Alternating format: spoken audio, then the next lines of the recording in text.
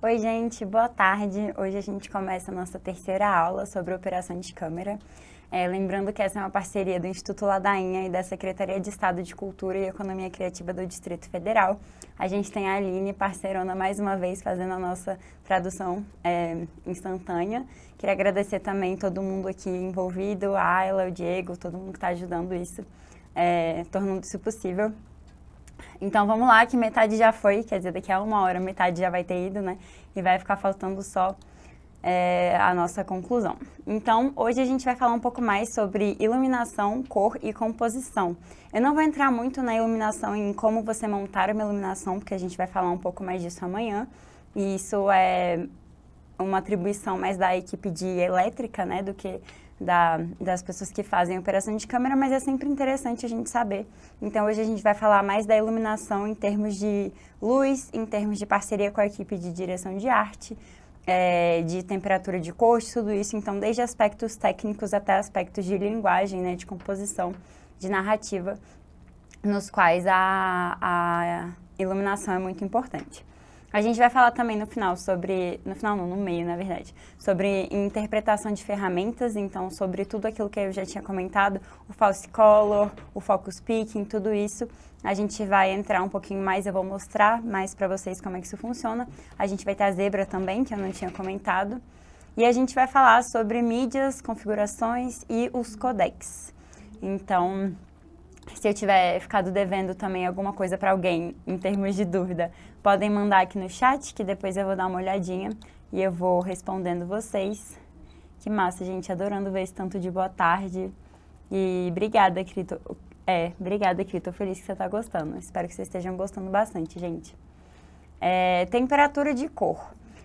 A temperatura, ela é medida em Kelvin, né? Aqui no Brasil a gente usa graus Celsius, né? Então, representados por esse grauzinho aqui, um C maiúsculo, para falar de temperatura. Então, quando a pessoa está febril, ela está com 38 graus Celsius, por exemplo, de temperatura corporal e tal. Para a gente chegar nesse cálculo dos graus Celsius, a gente pega uma temperatura em Kelvin e subtrai 273. Isso em termos de física e tudo mais. Pra gente, isso não vai ser tão importante ter essa fórmula aqui agora, mas eu botei mais a título de conhecimento mesmo, para vocês entenderem que um Kelvin também é uma medida de uma unidade de medida de temperatura. Então, quanto mais baixo esse valor de Kelvin para a iluminação, a gente tem uma luz mais quente. Então, 1000 Kelvin, a gente tem uma luz que beira aqui o alaranjado, e no 10.000 Kelvin, a gente tem uma luz bem mais fria. Tá, mas o que isso interfere, né, na fotografia? Ela interfere em dois pontos. Primeiro, no balanço de brancos que a gente for executar, a gente vai falar disso daqui a pouquinho, que quer dizer com qual luz, mais ou menos, a gente está batendo, né, a nossa câmera. Então, com o sensor da câmera, com qual luz, qual tipo de iluminação, qual temperatura de cor a gente quer que ela esteja mais afinada. Isso vai produzir uma imagem mais ou menos amarelada, de uma forma bem simplista, né? E ela também vai interferir na iluminação que a gente for montar. Então, como eu falei, a gente não vai entrar muito em iluminação propriamente dita, né, dos Fresnéis e tudo mais, mas eu vou falar um pouquinho sobre gelatinas, que são mecanismos de você corrigir a cor. Então, a gente consegue fazer essa correção no sensor da própria câmera, mudando o balanço de branco, ou a gente pode corrigir uma temperatura que esteja errada, que esteja dando um tom diferente daquele que a gente deseja, através da correção na própria fonte de luz. Então, a gente mantém o sensor do jeito que ele está e coloca algumas gelatinas, que são os filtros de luz, na frente do Fresnel, e aí a luz que vai estar chegando no nosso sujeito, na nossa figura que está sendo fotografada ou gravada, vai chegar de uma forma um pouco diferente. Então, vamos lá. Balanço de branco. A maioria das câmeras tem essas configurações aqui, então, tipo, para quando tá na sombra, para quando tá nublado, para quando tá um dia bem ensolarado com o céu aberto, para quando tá usando um flash, para quando temos luzes fluorescentes e para luzes que não são fluorescentes, né, as luzes domésticas, que nem está dizendo aqui. Isso tudo vai variar, né, um pouco de acordo com a sua câmera, assim, mas eles têm mais ou menos essas configurações. Então, aqui, por exemplo, de 2.500 a 3.000 Kelvin, isso quer dizer que isso vai estar bem mais amarelado, né, porque quanto mais baixo o valor do Kelvin, mais quente ele vai estar. em termos de cor, e quanto mais alto, então aqui de 10.000 a 15.000, mais frio ele vai estar. Então ele vai variar desse azul aqui até esse aqui um pouco mais amarelo. Aqui a gente tem essa exemplificação, né? Então a gente tem alguns balanços que funcionam em situações específicas. A gente tem esse aqui, por exemplo, que é a luz do dia, que normalmente ele funciona bem para ambientes bem iluminados com luz natural, né? Essa luz do sol, que é um pouco mais amarelada. A gente tem esse aqui, que é o balanço de branco para shade. Então, tá vendo que ele tá deixando tudo um pouco mais amarelado? Ele é utilizado em situações em que a gente tem uma luz mais difusa, né, pelas nuvens e tal. Então, é uma luz que ela vai estar mais suave, mas que ela não vai estar tão quente, porque tem as luzes pelas quais os raios de luz do sol vão estar passando e refratando em toda a atmosfera. E aí ele puxa um pouquinho para amarelo para compensar esse acinzentado que tem das nuvens. A gente tem esse aqui também, que aí é realmente nublado, né? Então, enquanto esse aqui era na sombra, esse aqui é mais nublado. A gente tem esse aqui com flash, a gente tem esse aqui que é com luz fluorescente e esse aqui que é com luz de tungstênio. Vale você testar também, porque embora eu esteja falando, esse serve melhor para essa situação, ou esse aqui serve melhor para outra situação, você pode usar a linguagem que você se interessar, né? A gente falou bastante ontem sobre linguagem, então a mesma coisa se aplica aqui. Se, por exemplo, tá um dia nublado, ou tá um dia que eu acho que tá um dia que eu poderia usar o balanço de luz do dia, porque tá um céu super limpo, com o sol raiando e tudo mais, mas eu acho que a cor que esse perfil aqui tá me fornecendo é mais interessante, eu posso usar, não tem nada que me impeça, é tudo uma questão de linguagem. Se eu quiser tirar uma foto, por algum motivo eu quero fazer uma coisa bem azulada, eu posso usar o balanço do tungstênio mesmo estando em uma outra situação, né? Isso fica a critério da pessoa que está operando a câmera, mas é importante a gente saber para qual perfil, né, para qual situação cada um desses balanços foi feito, né? Porque eles foram todos feitos para uma situação muito específica. Falando em gelatinas, então eu prometi que eu não vou falar muito hoje sobre os Fresnéis e tudo mais, mas é importante a gente saber como fazer essa correção fora da câmera. Então, enquanto esse aqui vai estar acontecendo no próprio processamento da imagem gerada pela câmera, nesse daqui a gente vai estar corrigindo a nossa fonte de luz. Então, a gente tem duas gelatinas que são as mais tradicionais, que é a CTB, que faz a correção para azul, né? E tem a CTO, que faz a correção para o laranja. Então, se eu tenho uma luz, por exemplo, se a minha luz está me dando uma imagem muito azul, a minha fonte de luz está muito azulada, muito fria, eu posso colocar uma gelatina CTO, porque ela vai cancelar um pouco desse azul, né? Eles são cores complementares, já a gente vai falar também do círculo cromático.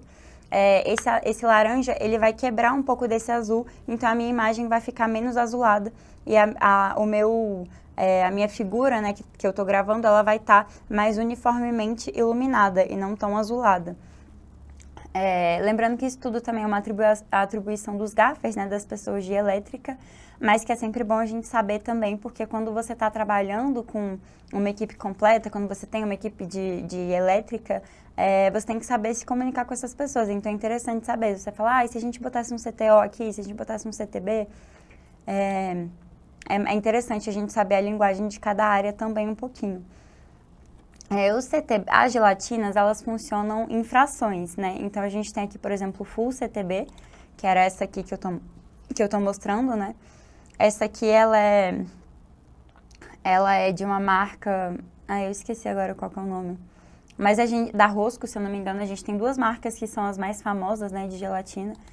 Mas tem gambiarras para você fazer isso também, usando aquele papel mais plastificadozinho e tal. Porque elas são um pouco caras, enfim, basta pesquisar na internet que vocês conseguem achar uma gambiarra com certeza. Mas aquela ali era Full CTB, isso quer dizer que ela funciona bloqueando, né, cancelando 100%, né, do laranja.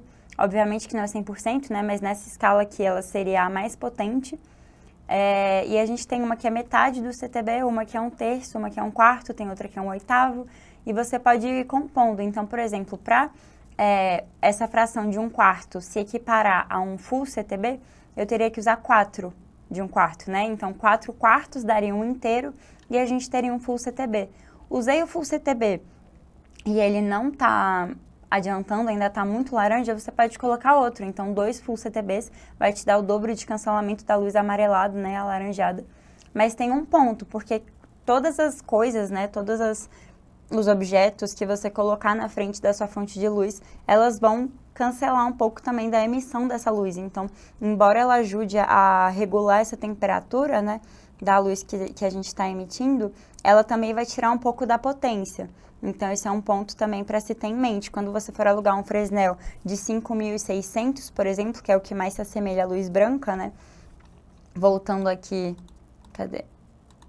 Voltando aqui nessa escala, né? O 5.600 é o que mais se aproxima aqui em luz branca, normalmente nos Fresnéis. Então, se eu tenho um 5.600 de 2.000 watts, por exemplo, e eu quero colocar uma gelatina CTO para cá, né, para ela ficar um pouco mais laranja, eu posso colocar, mas esses 2.000 watts, eles vão estar decaindo a cada coisa que eu colocar na frente da minha fonte de luz. Espero que esteja dando para vocês entenderem, então qualquer coisa comente aí que eu explico de novo, porque essa parte aí é um pouquinho complicada mesmo. Tem uma fórmula de você saber a potência que você pode colocar e tal, entrando nesse lado de 2.000 watts, né, a potência do nosso Fresnel, mas isso eu vou deixar para uma aula que seja de elétrica especificamente.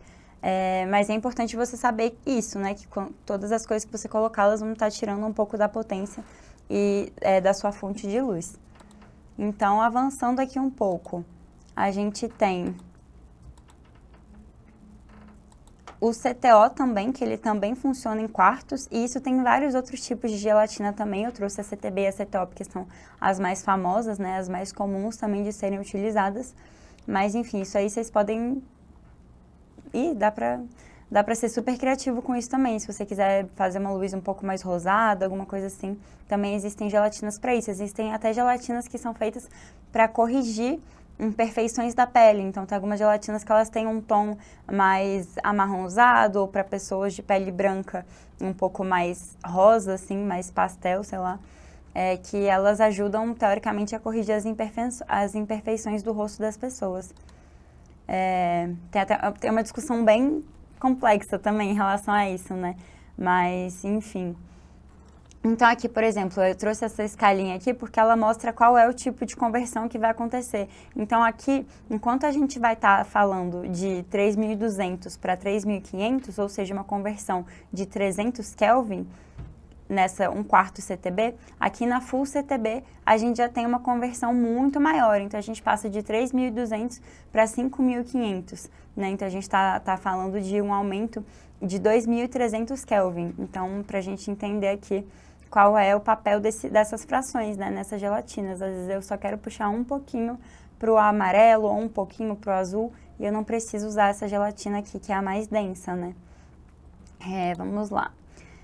Falei de círculo cromático, né? O que é isso? Essa roda aqui das cores, né? Acho que todo mundo pode ter visto isso numa aula de artes, em alguma coisa assim.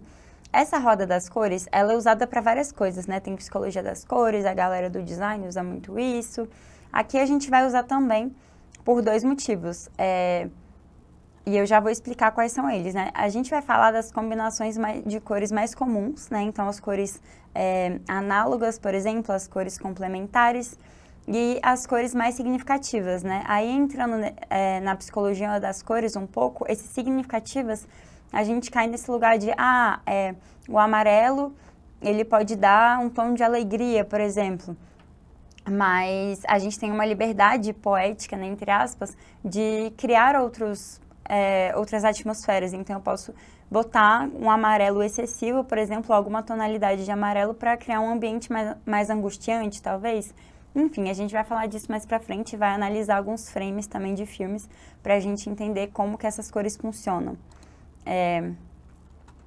Então, vamos lá. Monocromática é quando a gente usa apenas tons da mesma cor, né? Então, aqui a gente está nessa fatiazinha aqui do rosa, e desde o rosa bebê, do rosa mais lavado, mais misturado com branco, até o rosa mais pigmentado, tudo isso nessa escala de cores é toda monocromática. Aqui a gente tem cores complementares, que são cores opostas, né? Então, por isso que eu falei do CTB e do CTO, que elas são completamente opostas. Então, uma cancela a outra. né? E aqui a gente tem cores análogas, que são cores que estão do lado uma das outras nessa roda das cores, então elas são cores praticamente irmãs, né? Elas são tonalidades um pouco mais próximas. Gente, vou pedir para vocês abrirem aqui a câmera para eu ver todo mundo e para a gente fazer esse printzinho aí. A lista ainda não passou, tá bom? Ela vai passar daqui a pouco, mas vamos abrir aí para eu ver vocês, para a gente fazer esse print.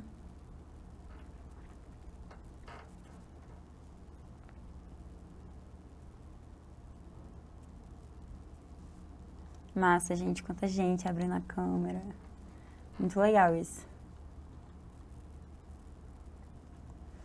O João Carlos perguntou, ele falou que esse balanço de branco que eu falei é em câmeras que tem essa variedade, mas para bater um branco com a luz externa, vai ser com cartão de cinzas ou em qualquer branco disponível no site, até mesmo numa camisa, post, etc. O ideal, João, é você... Rolou o print? Rolou o print, gente. O ideal é a gente ter uma tabela de cores, né? É isso aqui, ó. Que a gente usa para bater as cores quando a gente tá... Ih, não é essa aqui não, peraí.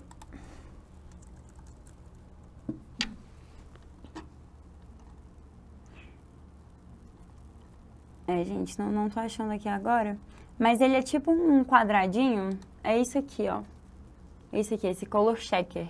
Que ele tem essas coresinhas e aí você pode usar isso para bater o balanço de brancos aqui nesse branco. Então, é uma ferramenta específica para você bater o branco, né? Quando você está em set, no ambiente controlado e tal. Mas, como o João perguntou, dá para você bater com outras coisas também. O negócio de bater com outras coisas é que ele fica um pouco menos certeiro, né? Ele fica um pouco mais suscetível a estar errado, porque ele não é uma ferramenta específica para isso. Então, alguém que está aí com uma camisa branca, por exemplo, às vezes ele não é um branco puríssimo, né? Ele é um branco que ele pode tem uma base um pouco mais quente, uma base um pouco mais fria. Lembrando que não era para ter ninguém de branco, né, no site, que a gente já falou sobre isso. Mas, enfim, você pode usar outras ferramentas também para bater esse branco. A Viviane perguntou se as cores análogas seriam tom sobre tom.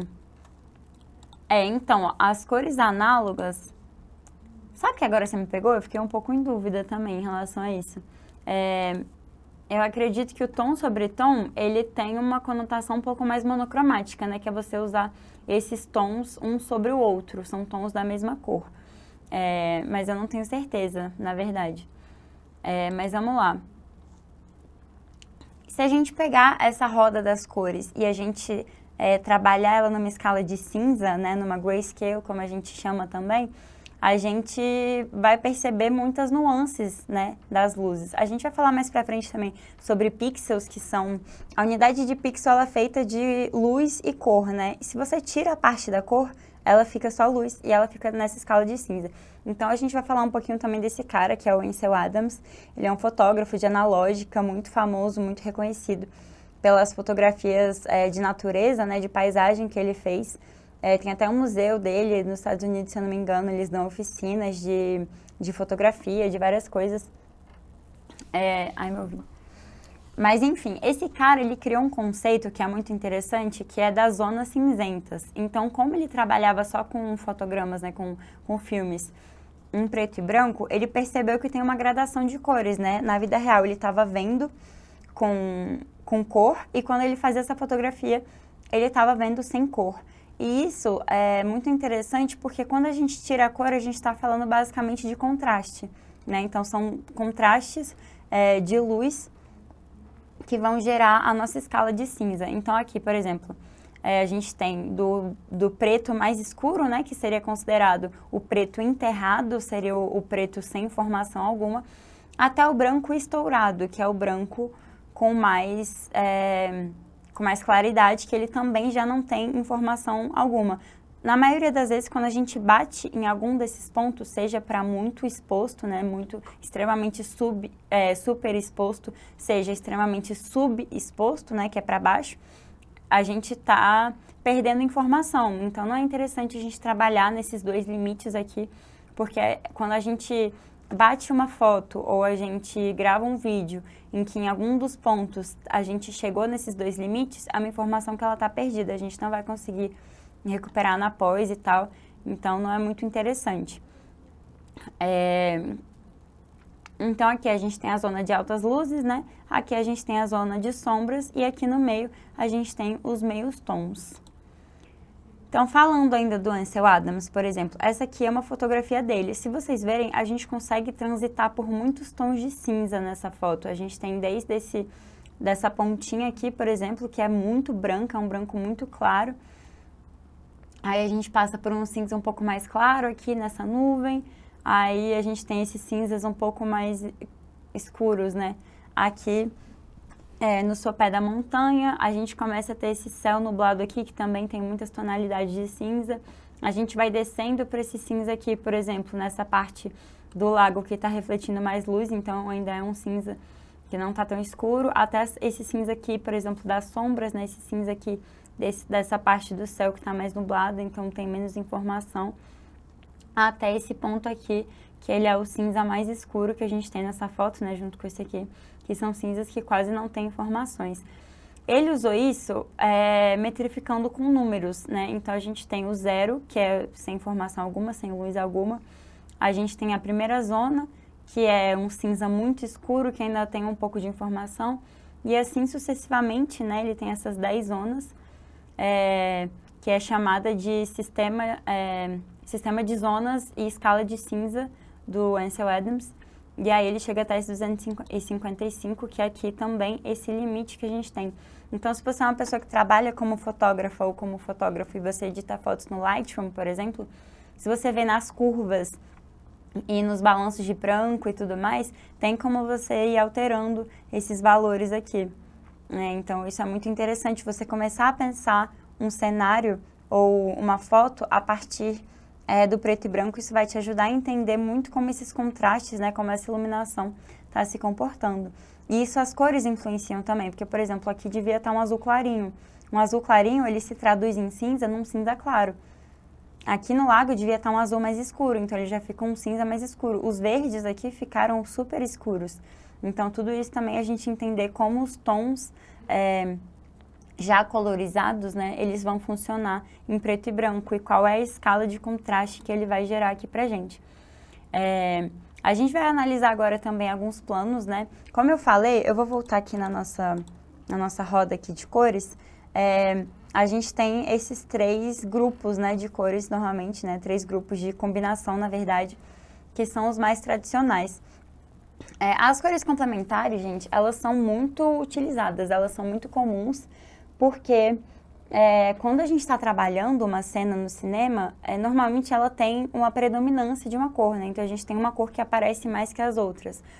É interessante você não se deixar levar por isso, para você ter um pontinho de luz de uma outra cor, né? Você ter um pontinho de um respiro de outra cor, para não ficar uma imagem muito densa. Lógico que pode ser interessante você trabalhar de uma maneira monocromática, você pode gerar uma ambientação específica que pode ser interessante. Às vezes você quer muito azul para ser uma coisa muito densa e a pessoa ser envolvida pelo azul, mas às vezes é interessante você não dar essa carga tão densa, né? Então você colocar ali um pontinho de laranja. E eu vou mostrar para vocês esses exemplos de como as pessoas costumam trabalhar isso, como realmente isso é muito comum no cinema, a gente trabalhar com essas cores, principalmente essas complementares. E aí também tem a situação das cores análogas, mas como elas não geram muito contraste, né? Se a gente colocasse em cinza, essas aqui também iam estar diametralmente opostas, elas geram muito mais contraste do que essa aqui, que são já muito mais próximas umas das outras. Então aqui a gente tem esse tom de azul, né? Eu até botei o print com essa paleta de cores pra gente conseguir ver. A gente tem esse tom, essa tonalidade aqui de azul desse lado. A gente tem também esse preenchimento aqui no rosto dela com essa luz também azul, mas a gente tem um pontinho de cor salientado aqui no cabelo dela com essa luz amarela, né? Que tá ajudando aqui a dar um tom. Então essa cena, ela é uma cena mais intimista, né? Parece que tem só os dois aqui conversando, mas ela tem um brilhinho aqui, porque se ela tivesse muito verde ou muito azul, talvez ela desse uma cara um pouco de doente, assim, talvez os verdes, os azuis, às vezes eles puxam um pouco para esse lugar um pouco de tensão, de tristeza ou às vezes de doença. Então eles colocam esse bafinho amarelo aqui para ajudar. Aqui também, por exemplo, é muito mais sutil. Aqui a gente tem uma predominância amarela, né? Então, é uma luz da rua e tudo mais. Mas aqui, eu não sei se vai dar pra ver direitinho pra vocês, mas aqui, né, na janela da porta do carro, a gente tem alguns pontos de verde e azul, né? Então, a gente faz essa composição. Por isso que eu falei que às vezes é interessante você colocar, às vezes, um pontinho de cor mesmo, que é só um pontinho, não passa disso. Mas não fica uma imagem muito pesada visualmente, porque esse azul, ele dá um respiro aqui. Aqui também, esse filme é o Cisne Negro, né? E a gente tem ela aqui. Então, nessa cena, por exemplo, a gente tem uma carga de cor muito mais leve, né? Não é uma cena que ela tem uma presença muito forte das cores vivas, né? Ela trabalha mais em tons pastéis e no branco, principalmente. Tudo bem que o Cisne Negro tem essa característica, né? De trabalhar muito branco na parte da Odete, né? Que é o cisne branco, e muito preto na parte da Odile, que é o cisne negro. Então, ele trabalha aqui bastante com esse contraste, mas além disso, eles colocam também, por exemplo, aqui laranja e verde, tá vendo? Isso aqui não é acidental, eles colocaram isso aqui, e isso é mérito da direção de arte também, por isso que a direção de arte também tem que ter um contato muito próximo com a direção de fotografia. Eu botei um slide mais pra frente também para falar disso. A gente tem esses dois pontos aqui, a gente tem esse ponto de verde com essa toalhinha rosa aqui no meio, muito sutil. A gente tem essa fita aqui do Robin, eu imagino que seja, né, do roupão, e essa toalha. E entre elas tem esse verdinho aqui, que é um verde bem pastel, mas que isso traz, deixa as imagens mais interessantes, né? Fica mais harmônico. Se essa toalha aqui, por exemplo, fosse rosa choque e essa aqui fosse, sei lá, marrom, talvez não ficasse tão interessante, entendem? Tipo, tem uma lógica por trás disso. Aqui, essa aqui já a gente vai para um exemplo muito mais escancarado, né? A gente tem um verde muito verde desse lado aqui e um laranja muito laranja desse lado aqui. E ambos preenchem a Rue, né, que é essa personagem aqui de Euforia, de uma forma muito simétrica, né? Se a gente dividisse esse plano aqui no meio, ela ia estar metade laranja, metade verde, que também são cores que são... Deixa eu voltar aqui. São cores que são quase complementares, né? Se a gente pegasse esse laranja aqui e esse verdinho água aqui, que é o tom que ela tá, elas não são complementares, mas elas estão dentro desse espectro com alguma distância. E isso, por exemplo, daria um efeito completamente diferente se a gente estivesse falando de laranja com amarelo, dá outra energia. A Rue, para quem assistiu a série, né, ou não, ela é uma personagem que tem muitos conflitos internos, então esse lado aqui representa o envolvimento dela com uma outra personagem, nessa parte mais de calor humano e tal, e esse verde aqui, que puxa para esse lado um pouco mais psicodélico, representa o lado dela que está envolvido com drogas e tudo mais. Então a gente tem essa ambiguidade da personagem representada através da luz. Isso é muito interessante. Aqui também, para essa luz ser montada, ela foi muito intimamente conversada com a direção de arte também. Então, a pessoa que está fazendo a direção de fotografia, né, provavelmente falou, vamos botar isso aqui, tipo, quero ter esse contraste. E aí, conjuntamente, as pessoas chegaram nessa decisão de fazer essa composição, que traga realmente essa simetria, ela é realmente bem dividida. Aqui, por exemplo, é também uma outra sutileza, a gente tem um menininho aqui que está vestido de amarelo, e no fundo tem essa tarja verde, água, enfim, azul, que está no banco que ele está sentado. Isso também não é acidental, gente. As pessoas colocam esses pontos de luz porque eles dão essa harmonia, né? Então aqui a gente tem um tratamento de cor muito bem feito nesse filme. Tem imagens muito bonitas e a gente vê que, por exemplo, tá uma iluminação muito suave, né? Entrando aqui pela janela no menino, aqui a gente tem uma parte bem mais escura e tal, mas a gente tem esse destaque do amarelo e do verde. Então tudo isso são formas da gente fazer um respiro. Se a gente não tivesse esse verde aqui, seria amarelo com marrom, que também é uma combinação interessante, mas que fica muito mais nesse sentido das cores análogas, do tom sobre tom, que alguém tinha comentado também. se fosse um pouquinho mais escuro, até monocromático. Então, toda vez que a gente for trabalhar as cores no nosso trabalho, é importante a gente ter consciência disso e pensar por que você está botando cada cor e como compor ela. Aqui também a gente tem esse azul muito denso, né? As sombras aqui desse quadro, elas estão feitas com muitos tons de azul. Então, para mim, tinha um azul sendo rebatido, né? Aqui da barriga dele para o rosto. E a gente tem esse respirinho aqui de amarelo vindo aqui em cima no cabelo. Aqui ele até puxa um pouquinho para o vermelho, né? Mas, enfim, a gente tem esses 3 pontos. E aí, essa também é uma técnica muito usada, que é você usar uma cor predominante na maioria da sua composição, né, do seu quadro. Você dá um pinguinho aqui de outra cor e um pinguinho de outra. Aqui, vamos voltar lá para o círculo. A gente está falando de azul com amarelo e vermelho. A gente tem essa tríade, né? São as cores primárias. Então, é muito interessante também você trabalhar. Quando você não for trabalhar só com 2, você pensar aqui em 3. Ou talvez tem muitas séries, principalmente as séries que têm uma carga menos dramática, que tem um tom um pouco mais leve. Tem muitos reality shows, tem muitas séries sitcoms que trabalham muito com isso. Que tem essa paleta de cores análogas que usa essas 3 cores. Tem muitos filmes também que tem uma direção de arte muito impecável, assim, os filmes do Wes Anderson são muito conhecidos por isso também, que eles trabalham essas cores de uma forma muito pulsante, e aí se você parar para ver, eles podem ter essas três cores, né, ou essas 3, enfim, mas uma tríade, né, de cores usadas juntas. Continuando aqui, a gente tem esse aqui, então de novo a gente tem uma predominância do azul, mas a gente tem um bafinho aqui e aqui atrás desse rosa que dá um respiro. Se a gente não tivesse, tipo assim, se vocês conseguirem imaginar tampando isso aqui, ia dar, pra mim pelo menos, ia dar outra energia pro filme, sabe? Se você tirasse esse respirinho aqui, ia ser uma coisa muito densa, ia ser muito azul, ia dar uma energia tipo, sei lá, talvez robótica, ou do menino vendo, sei lá, um aquário, alguma coisa tipo muito densa. E aqui não é essa situação, ele tá num táxi indo pra casa, se eu não me engano. Gente, vai rodar aí agora no chat a lista de presença, então peço para vocês assinarem, não deixem de assinar. Ela vai ser enviada mais uma vez, mais pro final da aula, mas já assinar agora, né, que poupa esforço mais pra frente. Ela vai ficar aberta por 5 minutos. A gente tem aqui esse quadro do filme da Amélie Poulain. Eu acredito que todo mundo já tenha pelo menos ouvido falar, né? Esse é um filme muito famoso. A direção de arte dele é muito forte nas cores. Eu vou mostrar aqui mais pra frente vários fotogramas desse filme. Vocês vão ver como ela é muito bem trabalhada.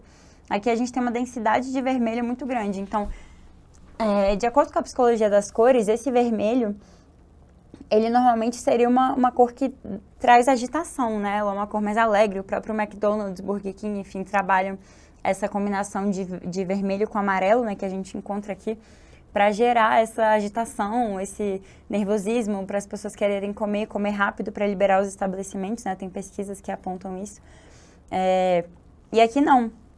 Aqui eles quiseram usar esse vermelho para trazer essa tristeza dela. É uma tristeza muito interna, né? Essa personagem, ela é uma personagem bastante introspectiva, mas que esse vermelho, ele é esse vermelho denso, assim, ele traz essa densidade dela, mas é um momento que ela tá chorando, e aqui, aparentemente, pela expressão dela, ela tá chorando, mas um pouco com raiva, assim, um pouco desgostosa com essa situação. E aí, a gente traz aqui essa combinação de 2 cores, então a gente tem vermelho, vermelho, vermelho, vermelho, as luzinhas são vermelhas, aqui é vermelho, a cauda do peixe é vermelho, mas a gente tem esse amarelo que conversa com o amarelo da pele dela, que conversa com essa luz aqui, conversa com essa luminária, com essa almofada. Isso tudo também é um trabalho magnífico da direção de arte, com a direção de fotografia, né? E com a galera da elétrica. E a gente tem um pontinho de azul. Se a gente não tivesse um pontinho de azul, se vocês conseguirem botar a mãozinha e tampar assim pra ver, ia ficar uma coisa muito densa. Esse filme, ele é um filme que ele não é pesado. Ele não é um filme que tem uma classificação indicativa muito alta, ele é um filme super leve de ser assistido, que ele fala sobre os pequenos prazeres e alegrias da vida. Então, acho que não seria condizente com o trabalho da equipe que foi responsável por esse filme, você trazer essa coisa muito densa, essa coisa, tipo, realmente muito pesada e muito concentrada, assim. Então, eles trazem esse azul para dar um alívio, né? Ele traz uma carga de tranquilidade, de quebra dessa densidade. E aí ele tá um pouco, ele desbalanceia um pouco também, né, para esse lado, embora a gente tenha essa luz aqui que também chame atenção. Mas é isso, é de novo aquela coisa que eu falei de você usar 3 cores, né? Dessa vez elas estão um pouco, essas duas aqui são mais próximas das cores análogas, né? E essa aqui é mais complementar, mas trazer um pontinho de luz é muito interessante. E esse filme, inclusive, O Fabuloso Destino de Amélie Poulain, ele foi de 2001, se eu não me engano. Ele é um filme que ele tem muito isso. Se vocês forem assistir, tentem trazer esse olhar. Tem muitas cenas que eles trabalham, por exemplo, aqui, ó, deixa eu mudar. Eles trabalham, por exemplo, o verde com o amarelo e o vermelho. Aqui na bermuda da pessoa tem um pontinho de vermelho. Esses são alguns prints, né, do filme que eu trouxe aqui para vocês. E ele sempre tem esse tom. O balanço de branco desse filme, ele foi para um lado um pouco mais amarelado. Mas aqui a gente tem a presença de cores muito fortemente. Então aqui vermelho com essa mesa, né, de fazer crepe aqui, puxando mais pro verde. Aqui a gente tem a camisa da mãe verde com a bolsa vermelha. A gente tem o fundo que tá mais amarelado, esverdeado, com ela vestida de vermelho. Então, eles sempre trazem isso, né, trabalhando de uma forma muito amarradinha essa direção de arte e iluminação. Aqui, se vocês verem, por exemplo, tem muito contraste no cabelo dela. Eles fizeram uma iluminação que fosse só amarela aqui vindo desse lado. E também, obviamente, um trabalho muito bem amarradinho com a galera da pós-produção, né? Que foi fazer a colorização para destacar esses tons. Aqui eu vou trazer também outro filme, que foi o Blade Runner. Ele é um filme de 2019, se não me engano, 2017, 2019. E ele é um filme também que trabalha muito com cores monocromáticas. Eu trouxe ele justamente por isso. Porque mesmo ele sendo um filme que trabalha muito com cores monocromáticas, aqui eles botaram um potinho laranja, uma rodela de limão, um camarão, um presunto, não sei o que é isso. Mas, enfim, esse alimento aqui, esse cantinho do quadro, né, que vai trazer esse respiro de cor para não ser uma coisa 100% azul. A direção de arte desse filme também é maravilhosa, a iluminação, principalmente, desse filme eu acho incrível. Ó, aqui a gente pode ver que ele trabalha muito com esses tons pastéis, com esses tons de amarelo e laranja, né? Tem muita utilização de fumaça também nesse filme, né? Porque passa nesse futuro um pouco desolado, meio inóspito. E aí a gente consegue trazer esses pontos aqui de ter uma só cor, né? Então, como se fosse uma tempestade de areia, por exemplo, a gente só veria essa cor. Mas ainda assim, aqui eles trabalham muito bem essa questão de tom sobre tom, né? Então, a gente tem aqui um laranja mais fechado e aqui um amarelo bem mais clarinho. E eles vão compondo isso de forma magnífica. Então, de novo, não é que você tenha que usar as cores complementares, que você precise fazer uma tríade de cores, mas você sabendo o que você está fazendo, você entendendo para que você está fazendo isso, não tem problema nenhum. Aqui a gente tem também uma cena que ele está num cassino, num restaurante, se eu não me engano, que é tudo muito azul, mas a gente tem esses hologramas em amarelos. Isso também não é à toa. Se a gente fizesse esses hologramas em rosa, eles iam dar um tom completamente diferente. Aqui ele dá uma coisa mais refinada, mais assim, mais elegante, remete um pouco ao ouro, né? E esse azul bem profundo, assim. Se ele fosse rosa, ele ia ser uma coisa mais psicodélica, ia ser uma coisa um pouco mais pop, talvez. Então, tem tudo isso pensado aqui atrás. Eles colocaram também, interessante se vocês forem reparar, aqui eles colocam os faróis de trás, né, de freio, muito vermelhos, que é o tradicional, né? Os carros, no geral, eles têm esse farol vermelho. Mas tem algumas cenas que eles mudaram isso. Então, se você for procurar naquele shot deck que eu mostrei ontem, por exemplo, aquele site, você consegue ver vários quadros. Eu vou até abrir aqui para vocês, vamos lá, vamos ver se já está logado aqui. E aí a gente pode ver que tem alguns... Ai, gente, não tá logado, então não vou fazer isso aqui agora, não. Mas vocês podem ver lá depois, dá para você se inscrever gratuitamente, ter 2 semanas de uso gratuito, sem ter que fazer assinatura nem nada, você só entra mesmo e usa esse teste grátis aí. Dá para ver que, embora eles tenham muitos carros que tenham esse fundo vermelho, em algumas outras cenas eles botam a luz do carro para amarelada. Então, pra vocês verem, isso das cores é tão importante que às vezes eles até mudam os objetos de cena para compor isso. E aí isso é tudo, isso que eu falei do trabalho da direção de arte com a direção de fotografia, muito conjuntamente, porque cinema não se faz sozinho, né? E tem decisões que você tem que tomar que afetam outras pessoas. Teve uma situação, por exemplo, que eu estava participando, que a gente queria fazer uma cena do filme numa casa, né? Era perto da janela. E aí a janela, ela tava sem cortina. E aí ia ficar muito ruim pra gente. A galera da direção de arte queria que fosse sem cortina pra pessoa estar bem, tipo, tinha a ver com o personagem, né? Não ter cortina, não ter nada tampando a janela. Mas a gente não queria, porque ia atrapalhar muito. A gente queria ter essa luz mais controlada, a gente não queria que entrasse tanta luz e tudo mais. Aí a gente falou, não, vamos ter cortina. Aí eles falaram, tá bom. A gente vai ter que ceder aqui, vamos ter que colocar a cortina. Mas qual cortina a gente vai colocar? Aí eles foram lá, fizeram uma pesquisa e apresentaram pra gente. Tinha uma cortina bem fininha, que era vermelha, que deixava entrar a luz, em que essa luz ficava um pouco vermelha por passar pelo tecido da cortina, né? Tinha uma outra cortina, que ela era muito mais densa, então ela bloqueava 100% a luz, a gente teria que montar uma iluminação toda interna, mas ela trazia essa carga bem mais pesada, assim. E tinha uma outra cortina, assim, intermediária. Então, até essas decisões que parecem que elas são feitas, tipo, alguém decidiu qual cortina ia botar, elas têm muito impacto. Então, elas têm que ser decididas pelas cabeças de equipe, assim, de uma forma muito conversada. Porque aí a cortina que a gente escolheu fosse essa aqui, ia deixar vazar um pouco da luz vermelha, fosse essa outra que ia bandeirar completamente a janela, todas elas têm impactos, assim, na estética do filme, né? Deixa eu fazer uma pausinha aqui para eu tomar uma água e ver se vocês falaram alguma coisa aqui também, que aí daqui a pouco a gente já vai falar das ferramentas.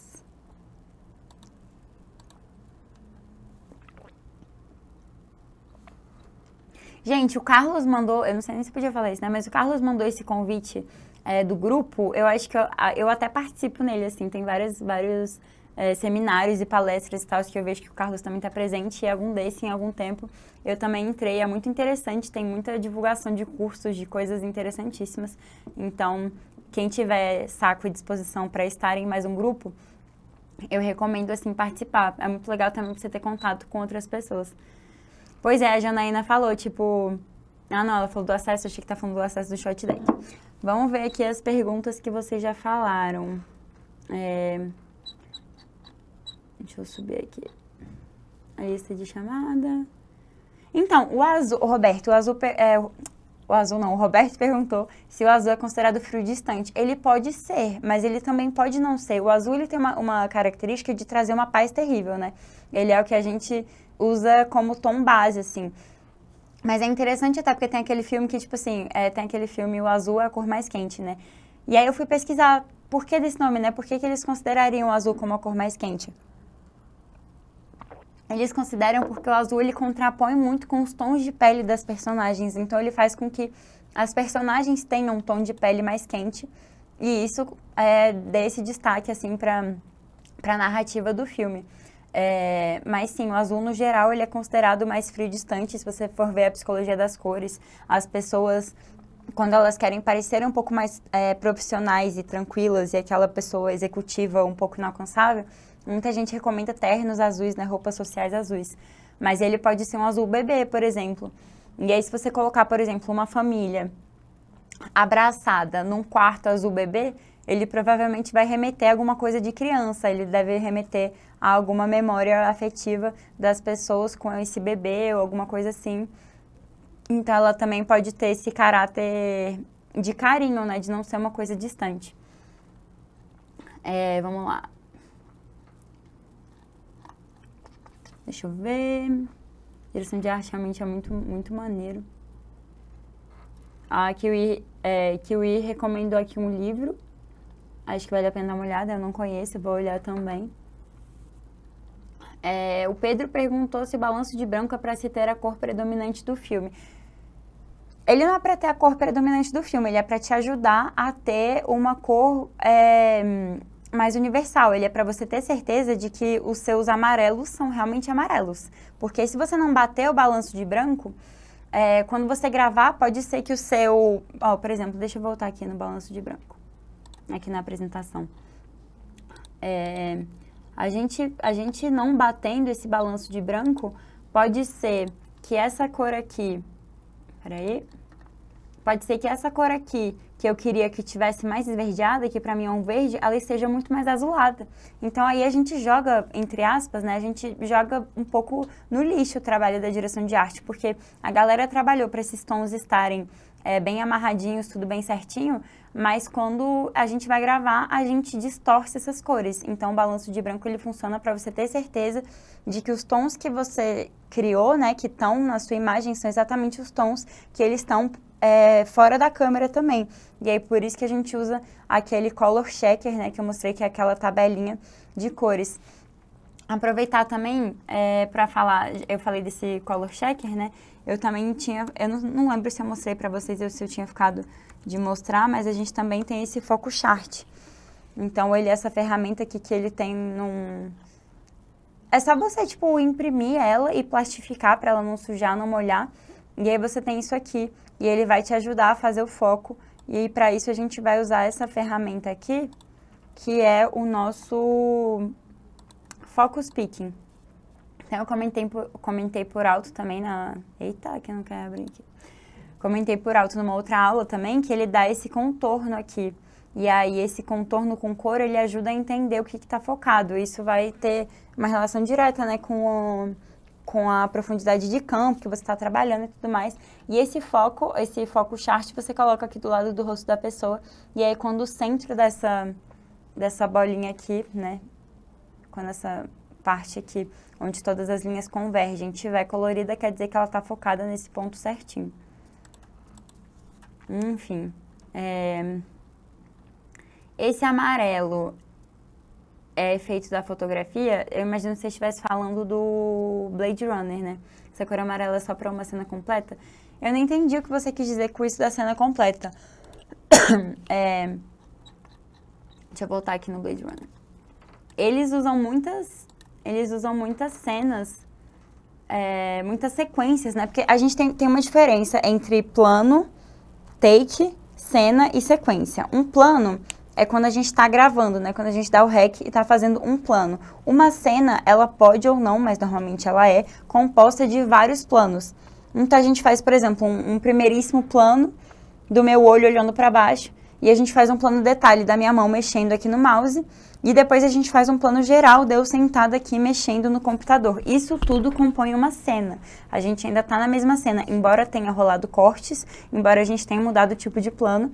Para gravar essa cena e esses planos, provavelmente a gente teve que fazer vários takes, né, várias tomadas, ou seja, gravar várias vezes para a gente produzir esse conteúdo. E uma sequência, ela é uma sequência de cenas, então às vezes a gente tem uma cena que é um diálogo e uma cena que é uma pessoa andando, e aí até essa pessoa chegando em casa, por exemplo. O conjunto dessas 3 cenas formadas de vários planos, ele é uma sequência. E aí, inclusive, quando a gente está montando, né, o filme e tudo mais, a gente vai trabalhando por sequência, tipo blocos de cena que tem a ver. Então, aqui, você perguntou do amarelo, né?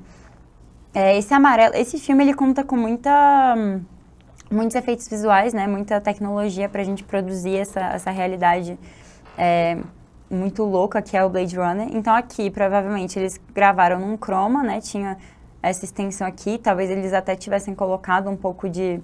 Ó, aqui deve ter alguns desses elementos, né? Os elementos que a pessoa interage, eles têm que existir em cena, né? Então, aqui, por exemplo, tem uma cena que o ator, ele pega um copo, né? Ele tá com esse copo na mão e tal, e ele bota na bancada. Ele precisa ter um copo e precisa ter uma bancada, e esse copo e essa bancada precisam ser da cor que eles querem. Então, provavelmente, isso tudo já era amarelo.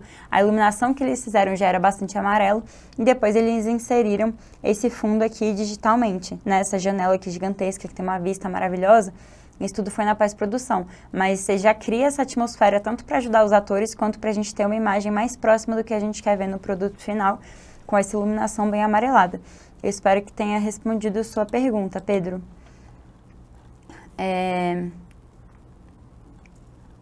Vamos ver. Então, cada take tem que bater o branco? Não, Pedro, a gente não vai bater o branco para cada take, porque a gente não muda as configurações da câmera 100% para cada take. Então, quando a gente for começar uma diária, em uma série de cenas, a gente vai preparar o equipamento, vai ajustar as configurações, a quantidade de quadros por segundo que a gente quer, a velocidade da câmera, a lente, tudo isso, e vai bater esse branco. A gente pode precisar bater o branco novamente quando você for mudar a iluminação, ou você for mudar de locação. Mas se você só estiver fazendo várias cenas que contam com a mesma iluminação e com com o mesmo setup, né? Você não mudou as configurações, então você não precisa bater o branco novamente. Pode ser filmado com chroma key e colocar na ilha a cor que quiser. Poder você pode, tipo assim, só depende da sua habilidade técnica para fazer isso, mas é o que eu falei.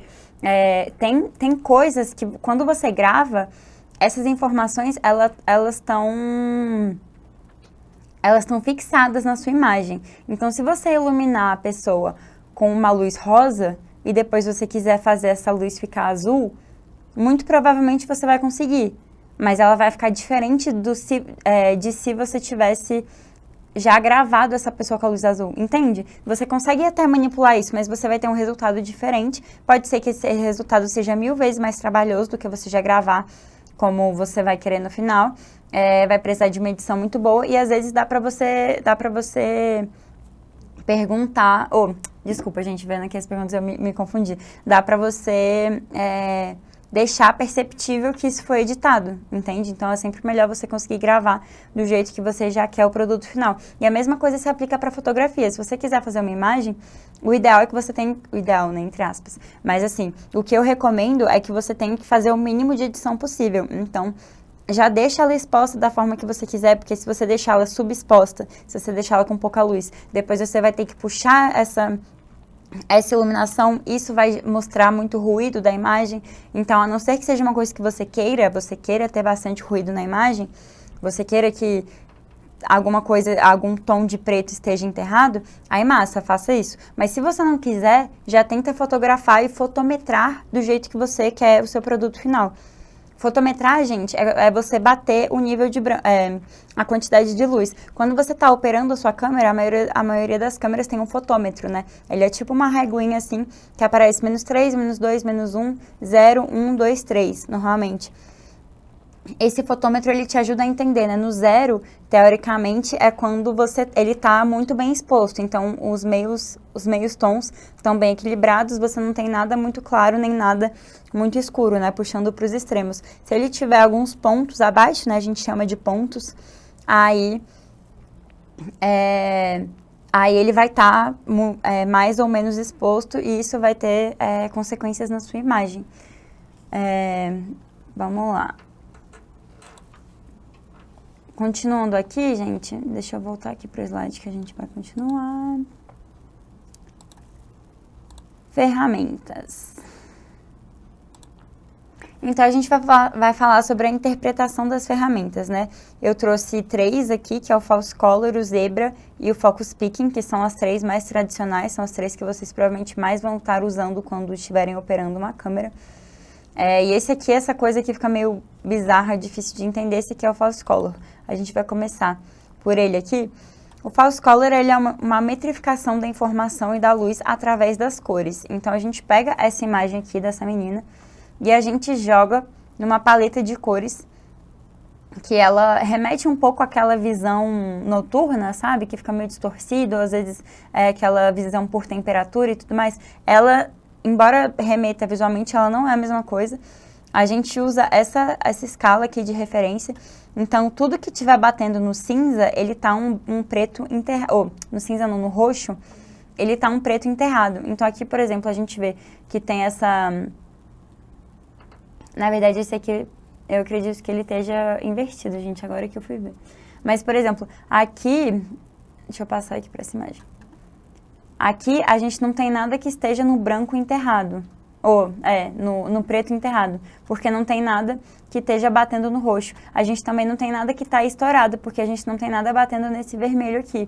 Então, esses cinzas médios, eles correspondem às peles brancas, aqui ó, um pouquinho acima da pele branca caucasiana, né? Então, é esse rosinha e esse cinza aqui.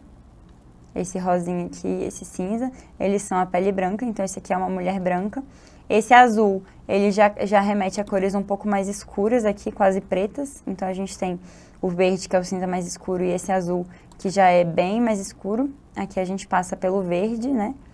Que já é uma parte da imagem que está bem menos iluminada. Até essa parte aqui, azul, bem escura, quer dizer que isso está bastante escuro também, né? Quer dizer que a gente não tem muita luz, não tem muita informação chegando aqui. A gente tem aqui esse amarelo, por exemplo. O amarelo aqui, nessa foto, ele tá nesse contorninho aqui, vindo desse lado. Então, muito provável... E aqui na blusa dela. Muito provavelmente, essa cena, ela foi montada com uma iluminação lateral. Então, deve estar vindo uma fonte de luz pra cá, um pouco de trás. E tá fazendo esse contrinha, tá recortando ela aqui do fundo. Por isso que a gente vê só essa luzinha aqui, amarela, fazendo esse contorninho. E o resto aqui mais pra frente tá bem mais escuro. Então, é interessante a gente perceber de onde está vindo a luz, né, a partir desse false color. Mas, principalmente, ele serve para você entender se os seus brancos e os seus pretos não estão sendo enterrados.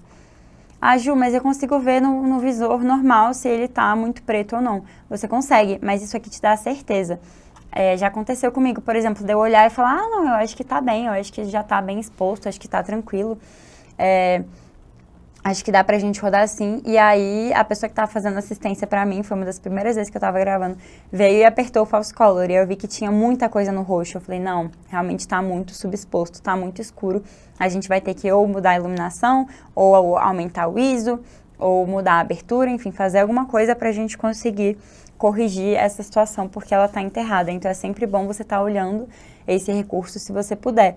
A Blackmagic, ela é muito boa porque ela conta com esse recurso na própria câmera, né? Ela tem um botãozinho lá que você ativa o false color, mas se você não tiver um Blackmagic, você também pode resolver o false color de outras formas. Tem vários monitores que você consegue configurar isso e aí você ativa lá o seu false color para você ver. A gente tem aqui também a Zebra. A Zebra é uma ferramenta que eu gosto bastante. Ela chama Zebra porque ela dá esse listradinho aqui preto e branco. Ela dá para você configurar, se você quer que a zebra comece a aparecer a partir de 85% da luz, ou enfim, mais. Eu gosto de trabalhar com ela em 95%. Isso quer dizer que vai ficar zebrado onde eu vou estar quase estourando. Ela é outra ferramenta também para a gente metrificar a luz. Então, você configurando ela do jeito que você prefere, ela pode te falar uma ou outra coisa. Eu gosto, como eu falei, de usar ela para me mostrar quando estiver quase estourando. Então, aqui ela estaria dizendo para mim que esse pedaço do cabelo, a mão, o nariz dela e esse fundo tá estourando. E aí eu consigo também fotometrar e expor corretamente essa foto para eu não perder essa informação do rosto da personagem. Tem alguns monitores também que você pode colocar isso, e a Blackmagic ela também já vem com a zebra embutida. A Sony também vem com a zebra embutida e você pode alterar como você quer que ela funcione. E aqui o Focus Picking, né, que eu já falei, essa corzinha aqui no que você tá em foco.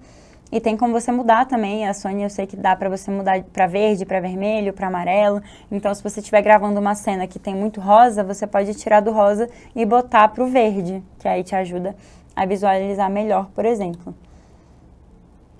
Agora a gente vai falar um pouquinho das cores. Gente, se vocês tiverem alguma pergunta, vocês podem mandar agora, porque eu acredito que essa próxima hora aí, né, a gente vai falar muito sobre as cores e sobre a velocidade de quadros e tal, porque essa é uma parte um pouco densa, assim, do curso. Tipo, às vezes é um pouco complicado de entender, talvez eu tenha que explicar mais de uma vez. Então, existem aplicativos para celular para mostrar a zebra e o false color? Com certeza existem. Eu não vou saber te dizer, mas com certeza eles existem. Ninguém tem mais pergunta, gente? Porque aí eu vou começar essa parte das cores e ela às vezes dá um nozinho na cabeça.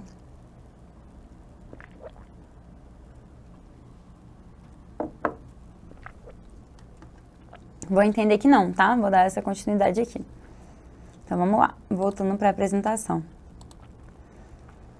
A gente vai falar agora de cores, tá? Então, a primeira coisa, a gente precisa saber que as cores na fotografia, enfim, em vários aspectos, a gente utiliza esse modelo RGB, né? Então, é um modelo que ele tem como base o vermelho, né? Que é o R, de red, né? De inglês. O B, que é o blue, que é azul, e o G, que é o green, que é o verde. Então, o RGB, ele usa como base essas cores. Ele é um modelo aditivo Porque toda vez que você sobrepõe uma bolinha com outra, né? Então, por exemplo, esse aqui, essa bolinha vermelha, a gente sobrepôs com o azul, ele vai dar esse magenta aqui, essa cor. Se a gente sobrepõe o azul com o verde, ele vai dar esse ciano. E se a gente sobrepor com o verde com o vermelho, vai dar esse amarelo. Ju, mas isso é diferente do que eu aprendi na escola. Tipo, de que, sei lá, amarelo com azul dava roxo, de que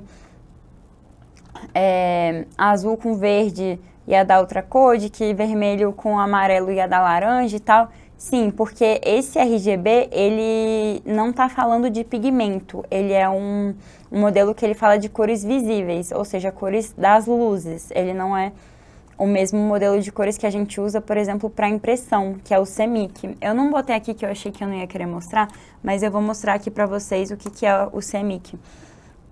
Ele é esse modelo de cores. Se vocês já pegaram potes de tinta e misturaram todas as cores, vocês viram que provavelmente tem um marrom escuro, uma coisa mais próxima do preto.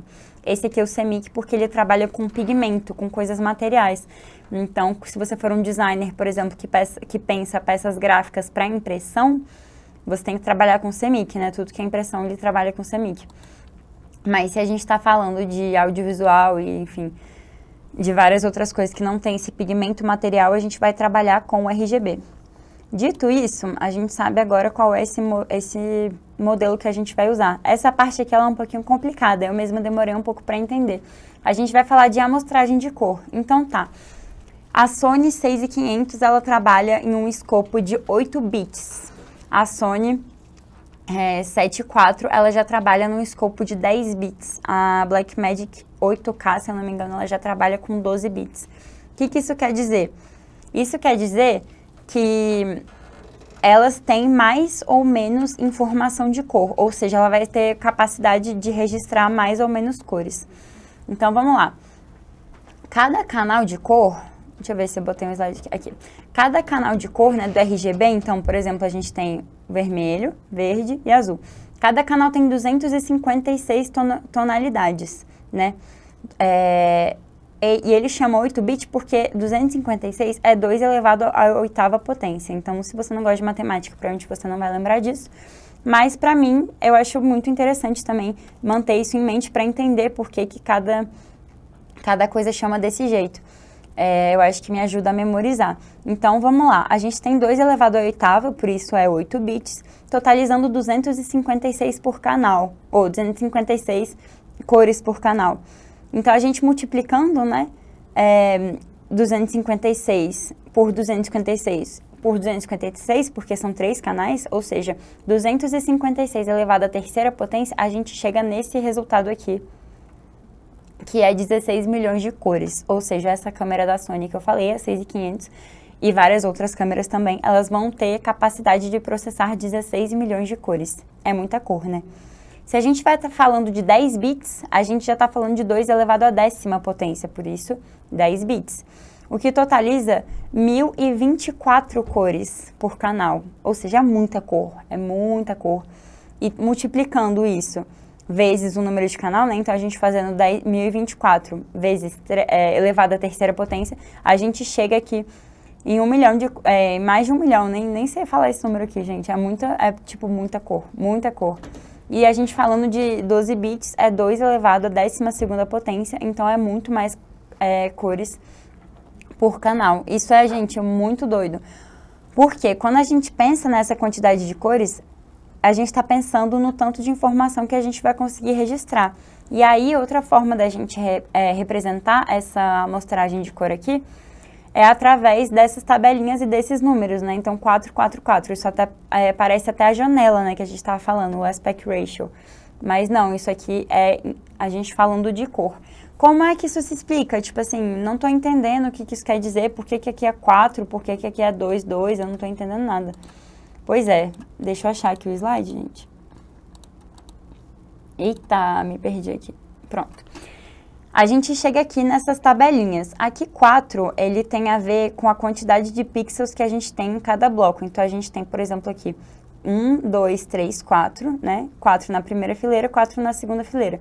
E a gente tem, se a gente dividir em 2, né? Dividir aqui na metade, a gente tem 1, 2, 3, 4. Então, isso é a quantidade de pixels que a gente tem por bloco. Então, aqui, esse 444 quer dizer que a gente tem 4 pixels por bloco. Aqui quer dizer que a gente tem 4 cores por fileira. Então, a gente tem vermelho, amarelo, verde escuro e azul. E aqui embaixo a gente tem mais outras 4 cores, ou seja, a gente não está repetindo as cores da fileira de cima. A gente está trabalhando com outras cores, então a gente tem magenta, esse amarelo queimado, verde e um azul meio roxinho, bem clarinho. Isso quer dizer que a gente tem o máximo de cores que a gente poderia ter. A gente está trabalhando com uma escala completa, uma escala cheia. Isso dá muito mais riqueza em termos de informação, porque se a gente tirasse a cor, né, se a gente fosse trabalhar só com luz, que nem eu falei da escala de cinzas antes lá e tal, a gente veria que aqui, cada um desses é correspondente a um tom de cinza diferente, ou seja, tanto em cores quanto em cinza, a gente tem muita informação, a gente tem o máximo de informação que a gente conseguiria ter. Todo mundo comigo? Deixa eu ver se vocês estão acompanhando aqui. Essa parte é um pouco complicada, gente. Podem falar se não estiverem entendendo. Ah, era 1 bilhão, o Felipe falou. Pronto, gente. A pessoa claramente não é de exatas, né? Aí, vamos lá, então. A gente entendeu o que é esse 444. A gente tem 100% das cores. Aqui a gente tem 422, ou seja, a gente continua tendo 4 pixels por quadradinho, né? Por bloco, ou 4 pixels por fileira. Mas aqui a gente só tem 2 cores, né? Então, considerando, tipo assim, queria poder notar aqui na tela para vocês, mas ó, esse 4 é referente à quantidade de pixels, esse 2 é a primeira fileira de cores, e esse segundo número aqui, né, segundo 2, terceiro número, na verdade, ele é referente à segunda fileira, então a fileira de baixo. Então aqui a gente tem 4, né, 4 quadradinhos, eita. A gente tem 2 porque tem 2 cores, então ele tem vermelho aqui e verde aqui, então nesses 4 quadrados ele só trabalha 2 cores na fileira de cima, e aqui ele trabalha 2 novas cores na fileira de baixo.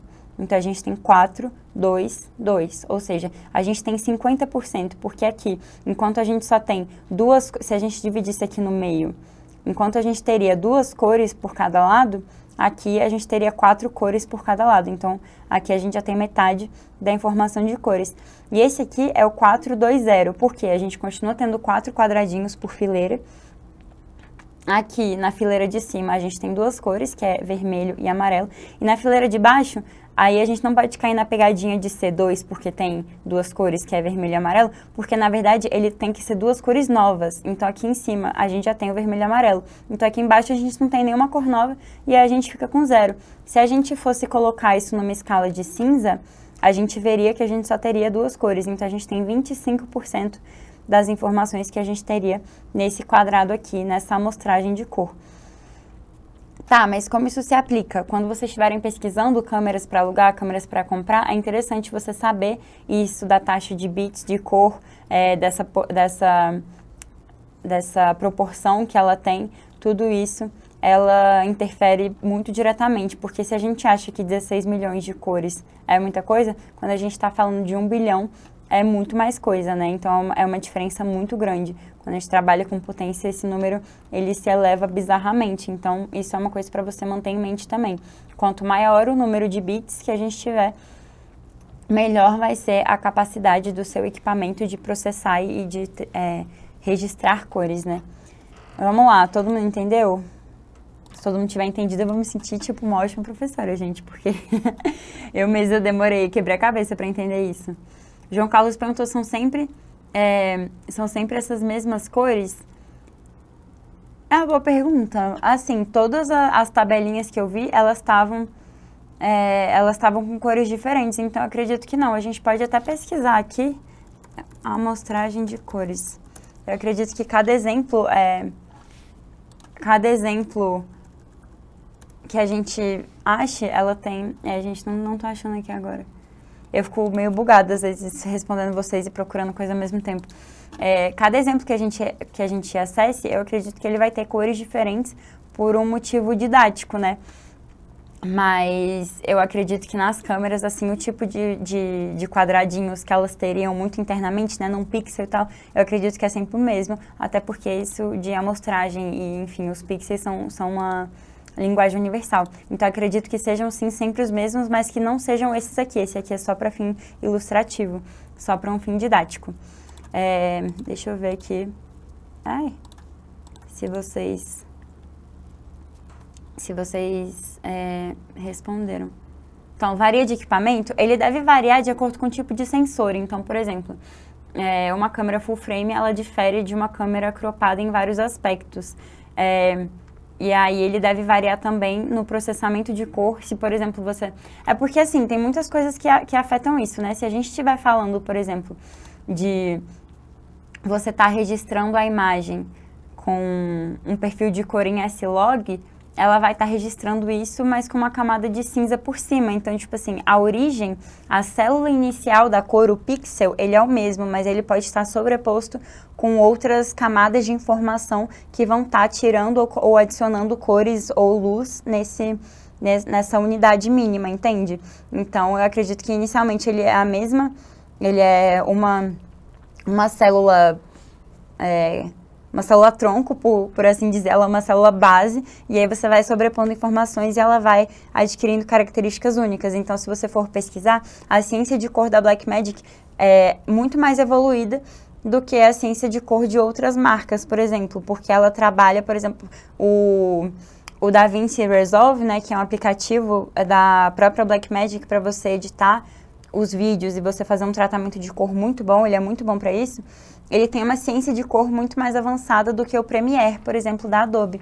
Então, isso não interfere na forma como ele foi captado, e sim na pós-produção, né? Mas o fato da Blackmagic ter essa ciência de cor que é utilizada no DaVinci, ele com certeza vai afetar a ciência de cor da própria câmera da galera que fez o DaVinci, que seria a Blackmagic. Deu para entender também?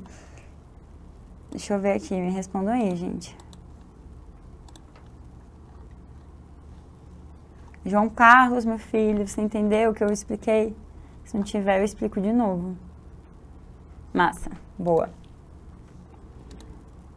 Então, vamos continuar, gente. Quadros por segundo, né? Então, eu acredito que eu tinha falado um pouco disso, né? De como a gente trabalha os quadros por segundo, o que é utilizado para ter slow motion ou não, ou rastro, né? E isso é o FPS, né? Nossa taxa de quadros por segundo. O FPS é um nominho em inglês, mas ele quer dizer a mesma coisa. Quando a gente trabalha com 60 FPS, então 60 quadros por segundo, a gente tem um congelamento da imagem. Então, sabe por exemplo, falando de imagem estática, né, de foto. Quando a gente tira uma foto com a velocidade muito alta, ela vai congelar o momento naquele momento específico. Então, você não vai ter um rastro, você não vai ter um braço mexendo, você vai ter a pessoa completamente parada correndo. Agora, se você baixar a velocidade, você pode ter uma imagem mais borrada. E é mais ou menos a mesma lógica que se aplica para essa captação em vídeo, né? Então, em 60 FPS, a gente tem, eu acho essa imagem aqui muito boa para ilustrar, 60 quadros por segundo, quer dizer que a gente tirou 60 fotinhas, né? 60 fotogramas em um segundo. E se a gente estiver trabalhando com 24 FPS, então 24 quadros por segundo, a gente tirou só, entre aspas, né? Só 24 fotogramas nesse segundo. Qual é o impacto disso? Se a gente pegar esse segundo de imagem e a gente diminuir a velocidade dele, a gente vai ter esses quadrados. Por exemplo, aqui, se eu fosse destacar os 24, eu ia ter um aqui, um aqui, um aqui. Aqui a gente tem muito mais espaços preenchidos entre os frames originais. Então, se a gente for estender esse material e colocar ele em câmera lenta, a gente vai ter muita informação entre esses momentos originais, ou seja, a gente consegue ter uma imagem que ainda tem bastante nitidez. A gente pegou realmente cada fração do movimento da pessoa correndo. Enquanto aqui em 24 a gente pegou um aqui, outro já estava aqui, outro já estava aqui. Eles têm um intervalo maior entre um fotograma e outro. Então, quando a gente está falando de diminuir os quadros por segundo, quanto mais você diminuir, mais ele vai ficar uma imagem menos nítida, né? Mais borrada, assim. Isso quando você diminuir na captação, tá? Se você estiver diminuindo na edição, com o material que já foi gravado, independente da condição que ele está gravado, se você diminuir na edição, ele vai ficar parecendo um GIF, que é aquela coisa que fica bem travadinha assim. Ele não vai dar esse efeito de rastro, porque isso é um efeito que tem que ser feito na própria captação, tá? Então, se você quiser trabalhar com rastro, por exemplo, nessa imagem aqui, isso muito dificilmente a gente conseguiria fazer de uma forma simples na pós-produção. Teria como, mas é muito mais fácil você diminuir os seus quadros por segundo, você travar aqui no seu retrovisor que está se movimentando junto com você, né? É uma questão de física, vocês estão se movimentando juntos, e esse aqui está passando. Então, você mantém isso aqui focado, e essa velocidade baixa, né? Esses quadros por segundo, eles vão afetar essa parte aqui da sua imagem. Então, a gente tem isso aqui. E aí, isso, gente, também vale a pena comentar que é uma questão estética, né? Se você está trabalhando com um filme de super-herói, por exemplo, e você quer que tenha essa possibilidade de fazer um slow com muita nitidez, vale a pena você usar mais quadros por segundo. A Sony 7S4, se eu não me engano, ela já consegue gravar 120 quadros por segundo em 4K, coisa que não é muito comum hoje em dia para câmeras assim de uso mais pessoal, né? Tipo assim, se não for uma câmera, tipo uma puta de uma câmera alugada numa produtora e tal, mas a 7S4 ela já tem essa tecnologia. Então você consegue fazer um slow muito slow, com tudo muito nítido. E pode ser interessante também para termos de, por exemplo, você vai gravar uma videodança e você quer que tenha esse rastro, que esse movimento ele seja fluido e ele continue, pode ser interessante você diminuir a sua taxa de quadros.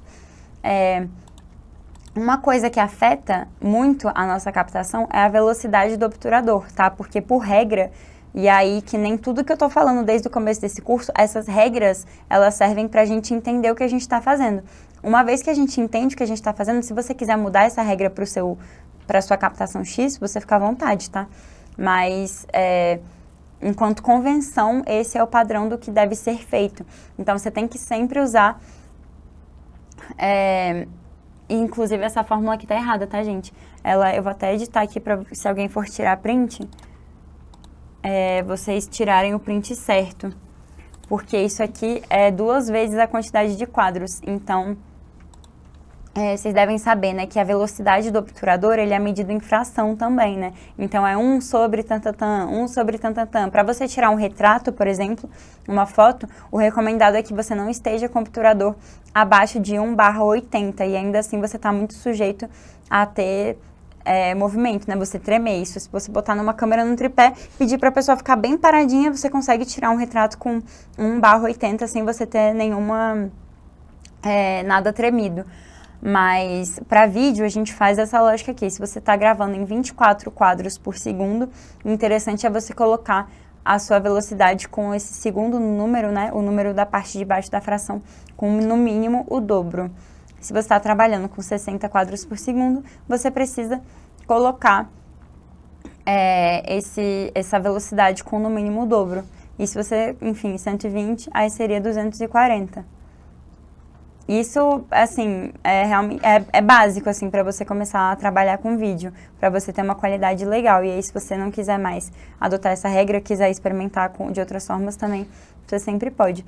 Deixa eu ver se eu acho aqui um GIF, gente, que hoje eu ia adicionar esse GIF, mas eu tive um contratempo e não consegui.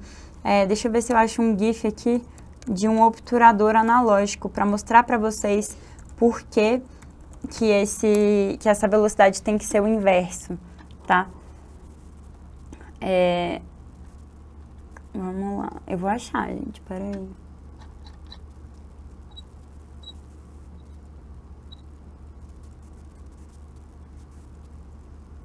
Eu acho que esse aqui vai servir, enquanto eu não achei o outro que eu queria. Que era um obturador redondinho. Alguns de vocês já devem ter visto, né? Um obturador redondinho que ele vai girando assim. E aí, deixa eu pesquisar no Google. Vamos ver se a gente acha aqui.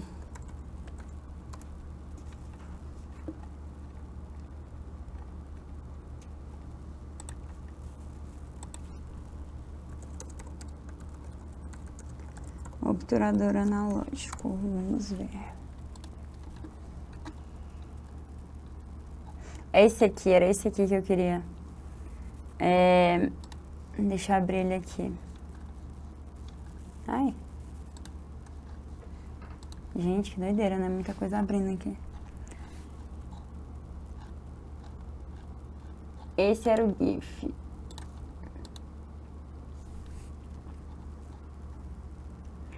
Esse aqui é o espacinho que a gente tinha para botar o filme, né? Então aqui é o filme correndo, a gente vê essa manivelinha que ela encaixa e puxa, né? Então os filmes vão passando nessa velocidade dessa manivela. E se vocês verem, foda de GIF que não dá para dar pause, né? Mas vamos lá. Se vocês verem, essa aqui é uma roda, ela é de 180, né? Então quando a gente está falando de vídeo, de cinema principalmente, muitas vezes a gente trabalha com obturador em graus, tá? Então aqui a gente tem obturador de 180 graus. O que isso quer dizer? Isso quer dizer que metade do tempo, né, se a gente tem um círculo assim, metade do tempo esse círculo vai estar expondo a imagem e metade do tempo ele vai estar tampando esse sensor, né? Então aqui, essa bolinha aqui atrás, a gente tem a nossa fonte de luz. Ela está sempre iluminando aqui o nosso sensor. Só que aqui a gente tem uma ferramenta mecânica, né? A gente tem um objeto que vai estar tampando essa iluminação e não vai estar deixando esse sensor ser ativado por essa luz. Então, o tempo de você passar, né, entre o espacinho de um fotograma e outro, para dar tempo da gente puxar, a gente tem que manter esse sensor tampado. Vocês estão entendendo? A gente tem que manter esse sensor tampado para dar tempo de você puxar, porque senão essa imagem ela ia ficar borrada, porque senão essa imagem também ela podia ficar pouco definida, porque antigamente as câmeras funcionavam, né, tipo, você tinha uma pessoa fazendo alguma ação e essa câmera ia estar rodando. Então, cada fotograma, ela tem um movimento. Se você expõe ele pela metade, esse movimento, ele vai, se ela está sempre exposta, esse movimento ele vai ficar descontinuado, ele vai estar sempre registrado e vai ficar uma coisa muito borrada. Então, a gente tem que tampar esse obturador aqui. E aí, por isso que a gente tem que usar o dobro da velocidade, porque enquanto ele está puxando aqui, esse aqui tem que estar girando. Se a gente está falando de um obturador que é um pouco menor, ou seja, em vez de ser 180 graus, né, que nem esse obturador, que ele é 180, se a gente está falando de um obturador que é muito maior, ou seja, ele tem um espacinho de tempo muito menor que essa imagem vai estar sendo submetida à luz, a gente precisa que ele gire muito mais rápido, para dar tempo dele descer e aí o próximo frame está sendo exposto. Deixa eu voltar aqui para a apresentação. Antes disso, na verdade, deixa eu ver se vocês têm alguma... Alguém tem alguma dúvida, gente, em relação a isso? Vocês estão quietos hoje, gente? O que aconteceu? Tipo, quarta-feira tá todo mundo cansado e não quer interagir comigo. Dá para fazer uma gravação em 30 fps virar 24 fps? Dá para você fazer na sua ilha de edição essa alteração de quadros por segundo, mas ela vai continuar tendo as qualidades de uma imagem de 30 quadros por segundo, tá? Porque quando você registra a imagem, ela tem algumas características que vão ficar para sempre fixadas nela, assim. Então, obrigada, gente, bom que vocês estão gostando, mas vocês estão quietinhos mesmo hoje. Vamos vendo aqui. A gente tem uma coisa interessante também, que é o light painting, ou pintura com luz, né, numa tradução livre, que é você colocar a sua câmera numa velocidade bem baixa, e aí você deixar as coisas que tem que se movimentarem, né, principalmente coisas que têm luz, e elas vão deixar esse rastro aqui. Então, provavelmente vocês já viram time-lapse, que tem essa velocidade bem baixa e os carros vão passando e a cor desse rastro vai mudando e tudo mais, ou já fizeram foto brincando com essa velocidade baixa. Você deixa sua câmera num tripé e aí você abaixa essa velocidade e aí tudo que está parado, né, os prédios, a ponte não se mexe, então eles vão ficar muito nítidos porque eles estão parados e tudo que se move vai deixar esse rastro.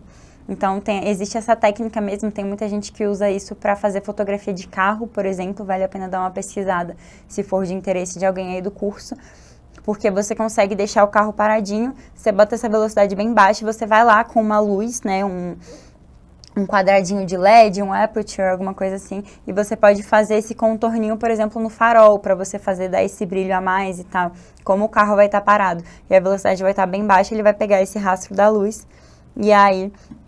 depois você tem um brilho a mais na sua imagem. E aí é só você mesclar essas imagens todas que você fez do carro com desenhos diferentes e ele vai dar uma imagem mais fácil de vender, né? Vai ficar mais bonita, assim, em termos comerciais. Então, o rastro aqui a gente já falou, né? E aí, enfim, tem o rastro em vídeo e tal. Como eu falei, isso é uma questão muito estética. Tem muita gente que usa o rastro para você fazer essa sensação de embriaguez, né, ou de não sobriedade, então coloca a pessoa, tipo, meio cambaleando assim, você abaixa a quantidade de quadros por segundo e ela fica essa coisa meio borrada, meio como se a pessoa tivesse com a consciência um pouco alterada.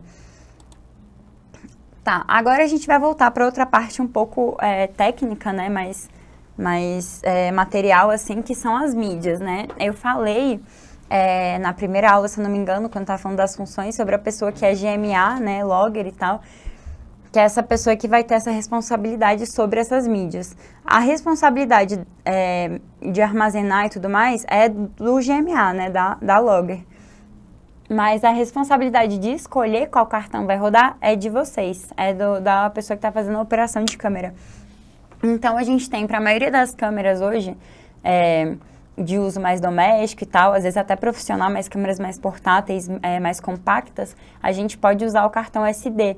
Então, ele é um cartão que ele é armazenado em um slot, né, um espaço que vem dentro da câmera, você encaixa esse cartão, ele é mais popular e mais barato, e ainda assim pode ser muito caro, tá? Se você for comprar um muito grande. E aí ele armazena as informações e você vai precisar de um computador que tem um leitor desse, ou você comprar um leitor externo, né, que você conecta no seu computador por USB para você conseguir ler esse cartão e passar essa mídia. É recomendado que você tenha uma caixinha, né, para você gravar, para você guardar esses cartões. Aqui a gente tem, por exemplo, eu vou mostrar aqui um exemplo para vocês. É muito recomendado você ter porque ele te ajuda a manter organizado, né? Então, você pode colocar aqui os seus cartões, você pode marcar os que você já escreveu, os que você já usou ou os que você não usou. Enfim, ele te ajuda a ser uma pessoa um pouco mais organizada, vende baratinho na internet e te ajuda a não perder, porque cartão não é barato, gente. Então, cuidem bem dos seus cartões, tá? A gente tem aqui também esse cartão Cfast, que ele é um cartão que ele, por exemplo, a Blackmagic, ela já não tem entrada para cartão SD. Ela tem entrada para cartão Cfast ou tem o USB-C para você colocar o SSD externo. O Cfast, a diferença é que ele é um tamanho maior, né? Ele tem um leitor de USB 3.0 também, né? Para você passar essa informação, ele precisa ser um USB 3.0. E esse Cfast, ele é um cartão maior, até em termos de tamanho, né? Enquanto o SD ele é pequenininho assim, o Cfast ele é maior e mais gordinho. E ele pode ser armazenado no slot também, então internamente a câmera. A Sony eu não sei, mas eu sei que a Blackmagic ela tem 2 slots, então dá para você colocar 2 cartões e alternando qual que você quer gravar. Tem como você colocar a configuração de você gravar tudo em um e quando um encher você já rodar no outro. Mas enfim, ele é outro tipo de cartão e ele poucos computadores, notebooks eu digo, né, não, se você tem uma estação móvel, poucos notebooks vão ter uma entrada para ele, então você vai precisar de um cartão de Cfast. E aqui a gente tem um SSD externo, né? Esse aqui da SanDisk que eu acho bonitinho. O legal dele é que ele é anti-queda, então ele é um pouquinho acolchoado. Obviamente que você não vai tacar ele no chão, tá? De propósito, só porque ele é anti-queda, não faça isso, porque essas mídias são muito sensíveis. Então, o bom desse aqui é que ele tem essa proteção, tem vários SSDs que não tem essa proteção e se cair é muito ruim de consertar, tá? É muito caro. A vantagem do SSD é que ele já não é um HD, né? Que o HD ele tinha uma agulhinha e um disquinho e ele ficava lá fazendo, registrando essa informação. O SSD não, ele é outro tipo de processamento. Então, não é que nem o HD que se ele cair a agulha vai travar e pode danificar e você perder tudo. Ele é um pouco mais seguro, mas ainda assim, por favor, não taque no chão, tá? E ele você conecta com USB-C na sua câmera, né, na Blackmagic. E aí, que nem pra quem tava na aula de ontem, eu mostrei, por exemplo, uma cage, né, uma gaiola, que dá pra você botar um bracinho que vai ficar lá segurando o seu SSD. Então, é muito bom. Gente, vai passar a lista aí de novo, tá? O Di vai mandar aí no grupo, então, no chat do Zoom. Então, quem não preencheu, preencha. Ele fica aberto por 5 minutos, tá? Eu vi que várias pessoas falaram que entraram aqui depois, gente. Aproveitem para preencher quem não preencheu, tá bom? E vamos lá. João, você pediu para eu repetir um pouco mais devagar, né? Só me relembra que essa parte da mídia que você está pedindo para eu repetir, que eu repito sem problemas. Mas só para entender se era disso que eu estava falando ou se eu já estava falando de outra coisa. Olha isso aí, gente, preenche aí. Não era da mídia, era do quê? O rastro. Tá bom, vou voltar aqui no rastro. Alguém tem alguma dúvida sobre a mídia, gente, que são essas três? E aí também, aproveitando isso, pegando o gancho do que eu falei ontem, né? Tipo assim, se você quiser gravar em 6K, você vai precisar de um SSD externo que tenha uma capacidade muito grande. Às vezes você não tem isso e às vezes você não tem uso para isso. Então, tentem dar uma segurada, às vezes, quando a gente se empolga e quer gravar numa qualidade incrível e tudo mais, que às vezes não tem necessidade. Deixa eu ver aqui se todo mundo entendeu essa parte de mídia. E aí, Agripino, já foi feito um print. A gente vai fazer o segundo um pouquinho mais pra frente, tá bom? Tô entendendo aqui, então, que ninguém tem dúvida em relação à mídia, né? Vou voltar aqui pro rastro, gente. O rastro, ele é quando você bota a velocidade baixa, né? Considerando que a gente tem que gravar com a velocidade sendo o dobro do nosso frame rate, né? Do nosso FPS... então, se eu quiser gravar com a velocidade muito baixa, eu teria que abaixar um pouco o FPS. Eu já gravei também em 24 quadros, que eu não queria abaixar, e abaixar a velocidade, também deu certo. Tem várias técnicas de você fazer isso. Mas o rastro é quando você faz um movimento, né, a sua personagem faz esse movimento, e esse movimento ele não fica, tipo, não é um braço que faz isso nitidamente, ele é um braço que faz isso muito rápido, e aí na sua imagem ele fica borrado. Aí o que eu falei, por exemplo, eu gravei um curta recentemente que chama Insígnia. Ele tá muito bonito esse curta, inclusive, modéstia à parte, né, aquelas. Mas a gente fez esse filme e tem uma cena que ele tem uma cena de dança. E a menina, ela tá no momento de encontrar com a espiritualidade dela e tal. E ela vê essa dança de uma forma um pouco mais lenta, assim. Então a gente usou esse recurso de baixar bastante a velocidade. Eu posso tentar trazer um trechinho e aí eu posso mostrar pra vocês amanhã no começo da aula. Mas a gente abaixa essa velocidade e aí essa movimentação ela fica bem borrada. Ela pode dar uma vibe mais onírica, ela pode dar uma vibe de tontura, ela pode dar uma vibe de muita pressa, ela pode dar uma vibe de movimento muito rápido. Se você pegar, por exemplo, o quadrinho animado do Flash, né, do super-herói, as pessoas estão normais e ele sai um borrão. Se a gente fosse representar isso cinematograficamente, né, se a gente fosse representar isso em vídeo, seria basicamente a gente botar as pessoas, tipo, paradas, e ou andando, enfim, mas muito devagar, a gente baixar essa velocidade, esse FPS, e a gente fazer essa pessoa que tá atuando como Flash correndo. Então, ele ia ficar um borrão, ia ter esse rastro na imagem dele, ele já ia ter passado e o rastro dele ainda ia estar passando, e as pessoas iam estar nítidas. Esse é um recurso de você fazer isso. Diz aí se você entendeu, João, senão eu explico de novo.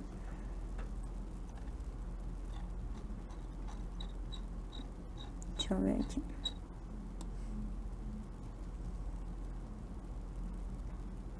É isso que o Felipe falou, que o SSD, o processamento é muito mais rápido, tanto de leitura quanto de escrita é real, assim. Se você tiver grana para investir num SSD, super vale a pena. Se não tiver também, aí tudo bem. No trânsito é a mesma coisa? Então, é isso. Se você tiver... Você está falando disso do carro, então, especificamente, né?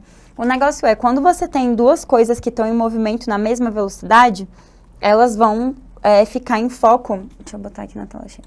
Elas vão ficar em foco muito mais facilmente, por assim dizer. Você não vai ter que ficar acompanhando essa figura. Se você tem duas coisas que estão se movimentando na mesma velocidade, elas vão se manter assim. Então, se eu tô dentro do carro, eu tô me movimentando junto com o carro, né? O carro tá me levando e eu tô gravando a janela do carro, esse retrovisor aqui, ele tá junto comigo. Então, em relação a mim, ele tá parado. Entende? É muito aquela questão da inércia, por exemplo. Se você tá num carro e o carro freia, você vai ser jogado para frente. Por quê? Porque em relação ao carro, você estava parado igual ele. Então, se ele foi sujeito a uma parada muito brusca, se não tem nada que te segure, a sua tendência é continuar em movimento, né? Então, em relação à rua, você estava em movimento, assim como o carro, mas em relação ao carro, você está parado. Então, é exatamente essa mesma lógica. Em relação à rua, você está em movimento, Então, tudo que você estiver gravando vai estar borrado, porque a sua velocidade e o seu FPS vai estar baixa, então vai ficar borrado porque tem esse movimento. Mas o carro, que em relação a você, você está sentado parado, você não está correndo dentro do carro, né? Você está sentado parado. Então, isso que está parado em relação a você, isso vai ficar muito focado, isso vai estar como se tivesse parado mesmo, entende? Então, o rastro vai estar acontecendo no que está na rua e o que está dentro do carro ou que é parte do carro, ele vai ficar nítido e ele não vai ficar borrado. É a mesma coisa que isso aqui, só que esse aqui, a pessoa de fato está em movimento, ou a pessoa de fato está parada. Ela está parada, assim como a cidade, né, em termos de concreto, em termos de ponte, de prédio, tudo isso está parado. Então, como a pessoa está parada e o que ela está fotografando, né, a ponte e os prédios estão parados, mesmo que você deixe a velocidade muito baixinha, se estiver realmente parado, ele não vai dar nenhuma diferença, ele vai conseguir registrar essa imagem com muita nitidez, porque ambos estão na mesma velocidade, que no caso é 0. Agora, se você tem coisas passando na frente dessa câmera, como um carro, ele vai deixar esse rastro, ele vai passar muito rápido, mas a velocidade da câmera não vai conseguir registrar na velocidade em que ele está passando. Então, ele vai deixar esse rastro e vai ficar essa luz que vai demorar a passar. Aqui, em termos de fotografia estática, ela fica registrada mesmo. Então, assim, passou e aí ficou tudo que foi manchado, né, no sensor da câmera com essa luz passando rápido, sem dar tempo de processar, ela vai ficar borrado aqui, manchado aqui. Em termos de vídeo, se fosse um carro só passando, provavelmente esse rastro ia passar e depois ia sumir, né, sendo que todo o resto já está parado. Então, essa é a forma que você tenta ter o seu referencial, né? Tipo, você em relação ao que você está gravando, tá parado ou em movimento? E aí você usa esse conceito aí da física mesmo. Deu para entender agora? Massa. A outra foto magenta, essa aqui, né? Massa. Vamos lá. Massa, gente, espero que tenha dado para entender. Qualquer coisa, comenta aí que a gente volta, sem problema algum. Então, vamos lá. Falamos das mídias. E agora a gente vai falar dos codecs. A gente tá chegando já no finalzinho, gente. Tipo assim, essa parte, eu vou passar por ela, porque eu acho importante, né? A gente, enquanto operadores e operadoras de câmera, a gente tem que saber qual é a melhor forma de gravar, né? Quais são as características do material que a gente está gravando. Mas isso interessa muito a pessoa da pós-produção, porque ela que vai ter que gerenciar isso. Então, a gente tem dois conceitos que são muito importantes. O primeiro dele é o codec, que foi um conceito também que eu demorei bastante para conseguir entender, que ele é de codificação, dec de decodificação, codec. E ele tem a ver com você pegar uma imagem e você encolher ela, né? Você compactar ela. A gente parando para pensar, como é que isso aqui que vocês estão vendo aí na telinha do seu computador ou do seu celular, tipo, eu sou uma pessoa de um tamanho real, esse banner aqui, tipo, é mó grande e tal, como é que a gente conseguiria fazer isso ser reproduzido em um tamanho tão pequeno?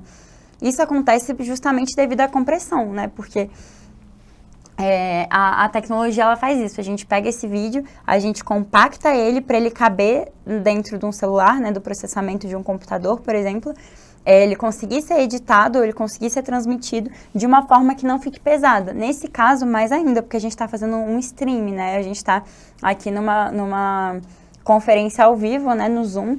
Então, essa informação ela tem que ser muito leve, ou pelo menos leve o suficiente para ela conseguir passar da fonte, que é essa câmera aqui que está me gravando, até o computador ali que o Di está fazendo esse gerenciamento de câmera e tudo mais, até chegar no zoom em vocês aí, entende? Então essa imagem ela tem que ser bastante comprimida. A gente tem aqui alguns codecs que eles são, eu achei os mais relevantes assim para colocar. Tem alguns outros também. Então, a gente tem o H264, tá? Ele é o codec, eu acho que é o mais popular que a gente tem hoje. Ele serve para vídeos em geral, para as redes sociais, para o Instagram. Ele é esse codec padrão. Então, quando você grava um vídeo, se eu não me engano, tipo, você grava, ele vem em MP4, né? Mas aí você joga ele no Premiere, por exemplo, para você editar. E aí, quando você for exportar para você fazer esse arquivo manter uma qualidade legal e tudo mais, e suportar a edição que você fez, a montagem, os cortes, o tratamento de cor, é interessante você exportar em H264, porque ele tem uma compressão ok, então quando você for colocar nas redes sociais, ele também vai estar funcionando de uma forma ok. Ele já não é o mais recente, tá? A gente já tem o H265, inclusive o Premiere, se eu não me engano, ele não edita em H265, ou é o DaVinci, agora eu não me recordo. Mas tem um dos dois que ele não consegue, tipo, processar muito legal em H265 na versão gratuita, né? Então deve ser o DaVinci, que ele tem uma versão paga.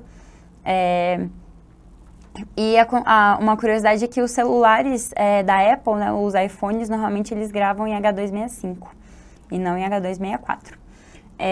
A gente tem o Apple ProRes, tá? Ele foi um codec que ele foi feito em 2007, se eu não me engano. Posso estar falando abobrinha, mas eu acho que é isso. Ele é um codec de baixa compressão, então em que pese ele comprima um pouco esse material que você está gravando, ele é um material que ele ainda é um pouco grande, tá? Ele trabalha com essa compactação intraframe, se eu não me engano. Então, ele compacta cada frame individualmente. Tem dois tipos de compactação, né? Tem um que você vai fazendo, tipo, um por um. Então, nesse caso aqui, por exemplo, se a gente estivesse fazendo um por um, não sei se o Di está fazendo isso, mas ele dá um arquivo um pouco mais pesado. Agora, se a gente estiver fazendo por blocos, a gente ia precisar de muito menos frames compactados. Por quê? Porque eu não estou me mexendo muito. Embora eu esteja gesticulando e tudo mais, a gente tem um cenário estático, a gente não está tendo muita movimentação.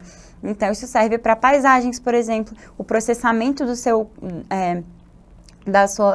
computador, por exemplo, ele vai entender essa imagem como uma imagem que ele pode ser mais preguiçoso para interpretar, porque tem muitas coisas que ela se mantém. Essa parte aqui do meu enquadramento, ela não está mexendo. O que está mexendo aqui sou eu. Então, ele pode replicar essa informação daqui, a informação desse quadro, através de vários frames. Ele não tem que ficar processando tudo. Ele usa como, tipo, um copia e cola e joga nesses frames e só tem que se dar o trabalho de interpretar essa parte aqui que sou eu.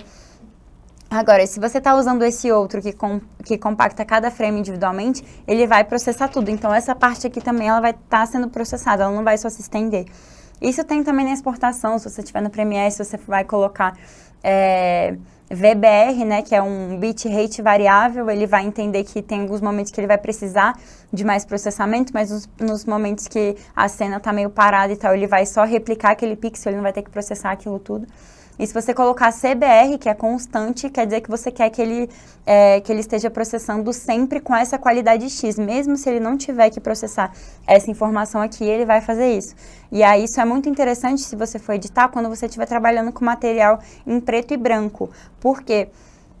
Muitos softwares são muito preguiçosos para editar, para processar informações em cinza. Então, vocês provavelmente já devem ter visto quando tem uma foto ou quando tem um vídeo que a escala de cinza fica tipo com umas linhas de força, fica uma coisa meio blocada, assim, tipo, aqui tem um cinza mais claro, aqui tem um cinza mais escuro, aqui tem um cinza mais escuro.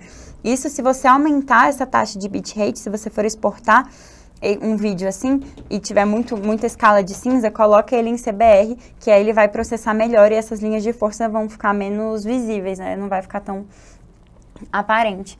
E a gente tem esse aqui que é o MPEG-2, ele é um codec anterior ao H264. Ele não é recomendado para streaming porque ele tem muita compressão, então se você estiver operando a câmera de uma live, acho muito difícil isso acontecer, de você ter a possibilidade de colocar nessa configuração, mas não coloque, tá? Você grava com uma qualidade legal e bota um codec que seja melhor, porque o MPEG-2 ele não é muito... ele não mantém muita qualidade. Mas aí pode ser o caso, se você precisar de um material que seja precise ter menos qualidade, mas que seja... precise ser mais leve, pode ser o caso de você usar ele. E a gente tem aqui também os containers, que são os agrupamentos dos arquivos, né? Então, por exemplo, a gente tem esse MP4. Ele agrupa o H264, por exemplo, com o AFF, que é um arquivo de som, né? Então, o MP4, ele junta essa imagem com esse som, e esse container, ele vai ser reproduzido por um player, né? Pelo VLC, pelo QuickTime, enfim. A gente tem, por exemplo, o AVI. ele é um container antigo, mas que ainda é utilizado, mas ele não suporta o H264. Então, se você for tentar exportar desse jeito, ele provavelmente não vai dar certo. E tem esse AV-HCD, que ele é de alta resolução, ele suporta o H264 e o áudio em AC3, que é o Dolby Digital. Eu imagino que o André tenha falado sobre isso, para quem assistiu a aula, né, que a tecnologia da Dolby Atmos é muito boa para áudio. Então, isso quer dizer que esse arquivo aqui em AC3 ele é muito bom, então esse AV-HCD ele tem uma alta resolução.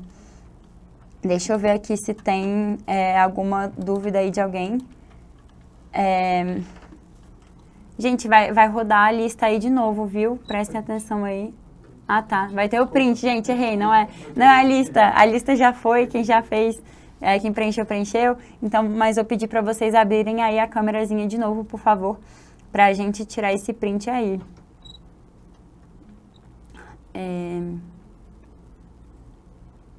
Pronto, o Felipe respondeu aqui, não é qualquer processador que vai ler, o Premiere não faz H265. Então é isso, eu tava um pouco em dúvida, mas é isso, o Premiere não faz H265. Gente, cadê as câmerazinhas? Eu não tô vendo vocês. Ah, tá, eu tava na página errada, aquelas. Mas abram aí as câmeras, vamos tirar essa fotinha. Muito massa, gente, eu imagino que tenha gente de vários lugares, né, que eu falei na primeira aula, cometi a gafe de achar que era todo mundo aqui do DF, mas nem é, né, tem gente de tudo quanto é canto. Que massa isso. Aí, ó, o Felipe mandou esse link aí também, de que o H264 a gente tem que transformar em H265, né? Ou, contrário, desculpa, o H265 a gente tem que transformar para H264 para conseguir rodar. É chatinho isso, né, gente? Mas a gente tem que esperar também, às vezes, o tempo das tecnologias. Rolou esse print aí? Rolou, galera. Obrigada, viu? Vamos lá. Alguém tem alguma dúvida?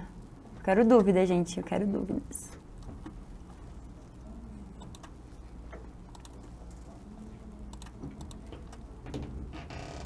Olha, o Pedro é de São Luís do Maranhão. Que massa, velho. Eu não sou daqui também. Eu nasci em Recife, né? Mas eu moro aqui já há muito tempo. Então, eu sou basicamente daqui. Mas que massa. Eu acho muito legal isso, da gente conseguir conhecer gente de vários lugares, né? Gente,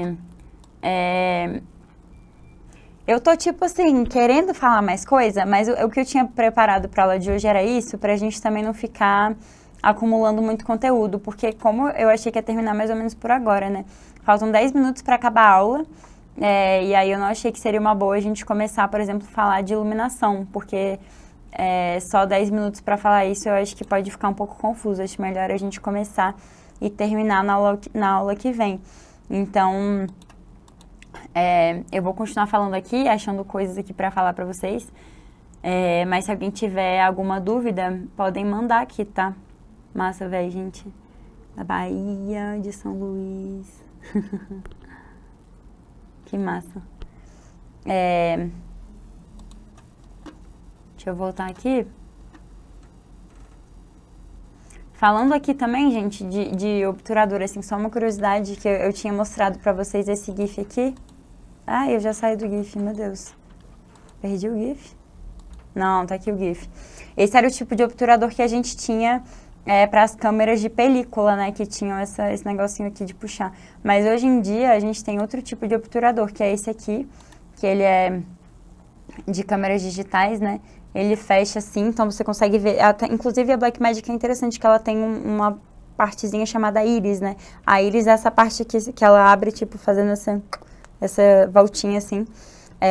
E tem várias câmeras digitais que abrem, que tem um obturador que ele fecha tipo assim, sabe? Ele é tipo uma janela que ela abre e fecha desse jeito e deixa a imagem ser processada. Então, por isso que nas câmeras fotográficas, normalmente, que é esse sensor assim, né, a gente trabalha com essa velocidade em fração, né, com o obturador, com esse número aqui.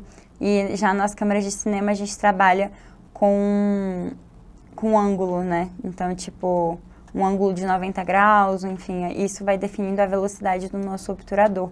E isso é interessante porque a gente tem várias coisas que são uma sequência, né? Amanhã que eu vou falar de iluminação, a gente vai falar, por exemplo, de pontos, a gente vai falar de ISO nativo da câmera, enfim, mas tem os pontos de iluminação. Então, se você está fazendo assistência de câmera, você está operando a câmera, e aí a outra pessoa vira para você e fala, tipo, sobe um ponto de luz.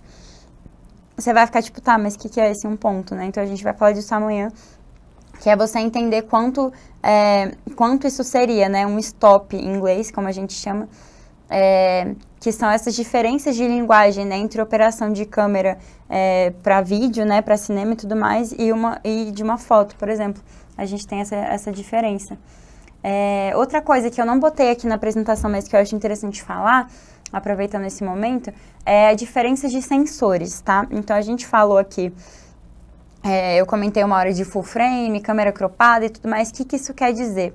Ontem, quando a gente estava falando das lentes mais claras, mais escuras, eu não comentei isso, mas acontece que cada lente ela tem uma montura específica, tá? Então, quer dizer, ela tem um bocal específico que vai entrar numa câmera específica, né? Num momento de câmera, num modelo de câmera muito específico. Se você pegar uma câmera cropada, por exemplo, e você colocar numa câmera full frame, então, por exemplo, a câmera que eu estava trabalhando até agora há pouco, é 6500, ela é uma câmera que é cropada, então ela é uma câmera que o sensor dela, ele é um pouquinho menor, ele imita um sensor de 35 milímetros de filme. Enquanto as câmeras full frame, elas estão mais próximas, são as câmeras mirrorless e tudo mais, são as câmeras que não tem espelho, então a imagem ela não tem que bater para ser processada e tudo mais no espelho e tal, ela é uma imagem que ela entra direto.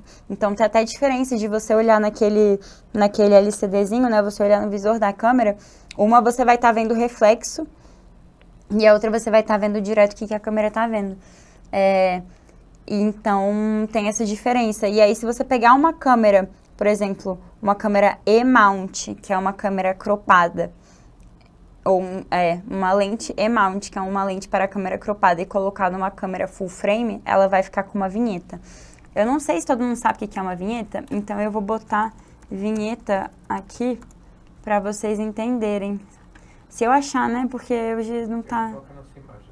Hã? Coloquei na sua imagem a vinheta. Ah, tá. Ah, massa, então, tá vendo que tá mais escuro aqui nesses cantos? Isso é uma vinheta. Ela pode ser maior ou menor, tem como você fazer ela na pós-produção, então se você estiver editando no Lightroom, tem como você colocar uma vinheta. Tem muitas fotos antigas que tinham vinheta, mas ela, tipo, é entendida hoje em dia como um erro, né? Apesar dele não necessariamente ser um erro. Mas essa vinheta, ela vai acontecer necessariamente se você colocar uma lente cujo sensor é menor do que ela deveria ser. Então, tipo, uma lente cropada numa lente full frame. Outra consideração também é que se você fizer o inverso, você pegar uma lente de full frame e colocar numa câmera cropada, essa lente, ela vai cropar a imagem. Ou seja, se eu pegar uma câmera 50 ou uma lente 50 milímetros full frame e colocar num sensor cropado, ela vai ficar algo próximo dos 70 milímetros, ou seja, ela vai dar essa aproximada. Porque se a gente estava vendo essa imagem e eu coloco num sensor que só tem espaço para essa imagem, a gente vai perder esse tanto de informação, ela vai dar esse crop, como a gente chama, né? Vai dar essa cortada. Então é interessante também quando vocês forem comprar o equipamento, alugar eu acho difícil que a pessoa vai saber te orientar nesse sentido, mas se você for comprar o equipamento, for comprar lente, presta atenção para você pegar uma lente cuja montura seja equivalente à montura da sua câmera, tá? Então tem algumas, por exemplo, para Blackmagic você pode usar o bocal da Canon, de algumas e tal, da Sony é outro específico. Então, prestar atenção nisso. E aí tem um equipamentozinho que ele faz essa conversão de uma marca para outra. Então, se eu estiver querendo usar lentes da Canon, por exemplo, em uma câmera da Sony, eu posso comprar um Metabone. Ele escreve exatamente assim como fala, Metabone. E aí ele é um adaptadorzinho de lente. Então, eu consigo pegar essa lente, que ela tem uma montura específica para lentes Canon, e ela vai conseguir encaixar e ser utilizada numa câmera da Sony. E aí, gente, prestem atenção também, porque tem alguns metabones que eles não têm uma qualidade muito boa, e aí ele pode interferir um pouco na sua imagem, tá? Ela pode não dar um efeito muito legal. Então, se você for procurar, pesquisa bastante antes de comprar esse metabone que serve tanto na sua entrada quanto na sua saída desejada. E também presta atenção, porque se você for old school e você quiser fazer o seu foco com uma fita métrica, a distância desse metabone, né, o comprimento dele, ele também vai interferir. Então, ontem a gente estava falando que tem uma marquinha, né, uma bolinha cortada assim, né, uma bolinha riscada no meio, que ela identifica onde exatamente está o sensor da sua câmera, para você conseguir medir, ver se a lente está descolimada, lembra? Fazendo foco com foco chart, se você quiser ter uma prova real e tal, ou se você for gravar em Super 8, que elas não têm autofocus, você tem que fazer isso na fita métrica. Se você estiver usando um adaptador de lente, você tem que calcular essa distância também para você conseguir fazer o seu foco, tá? Isso é muito importante. Deixa eu ver se vocês têm alguma dúvida aqui. É o que é quando alguém pede para rodar a vinheta. Hoje em dia a vinheta é mais um chamado, né, nessa linguagem de YouTube e tudo mais. Mas ela tem essa característica aqui. Tá, o Laerte vai ter que ir pro trabalho. Tchau, Laerte. Codex. Massa, gente. Então, tô vendo vocês trocando essa ideia aí. Muito massa isso. Eu aprendo também vendo aqui o que vocês estão falando. E aí, a gente já está caminhando para os últimos minutinhos aqui da aula. Se alguém tiver alguma dúvida, gente, pode perguntar. Senão eu vou aproveitar para fazer a publi aqui, né? Brincadeira, mas assim, para ressaltar que essa é uma parceria do Instituto Ladainha e da Secretaria de Estado de Cultura e Economia Criativa do Distrito Federal. Para agradecer também, de novo, todo mundo que está aqui nos bastidores, né? Eu, enquanto pessoa da técnica, me solidarizo muito, sou muito grata a essas pessoas, né? O Diego, o Daniel, a Ala, que também estava ajudando aqui. Agradecer a Aline, né? Nossa intérprete maravilhosa que está aí fazendo esse corre. E é isso. Teve uma coisa também que eu não fiz no começo, que eu gostaria de ter feito, que eu esqueci, de fazer a minha audiodescrição, né? Não sei se alguém aqui precisava dessa informação, né? Se não está conseguindo ver, ou enfim. Mas, enfim, eu sou uma mulher preta, de cabelo cacheado na altura aqui do ombro, tô com uma blusa branca da Circuit Online. Vocês estão vendo aqui também uma mesinha escura com uma caneca, um computador e fundo de 2 banners, tá bom? Então é isso, amanhã a gente começa com isso, né, que era como eu deveria ter feito, então desculpa se alguém tiver se sentido prejudicado ou prejudicado por conta disso. E vamos lá, gente. Eu tô devendo uma resposta pra alguém, gente, é isso? Eu tenho que responder. O João perguntou alguma coisa? Sim, o H265, ele é mais difícil de rodar, assim, ele é um arquivo que ele... Então, tipo, ele é mais pesado, depende do tamanho de quanto tempo você tá rodando, né? Mas sim, ele tem bem mais informação e aí pode ser amanhã. Gente, eu não tô entendendo, então eu vou encerrar aqui, tá bom? E aí amanhã a gente conversa mais. Até mais, obrigada.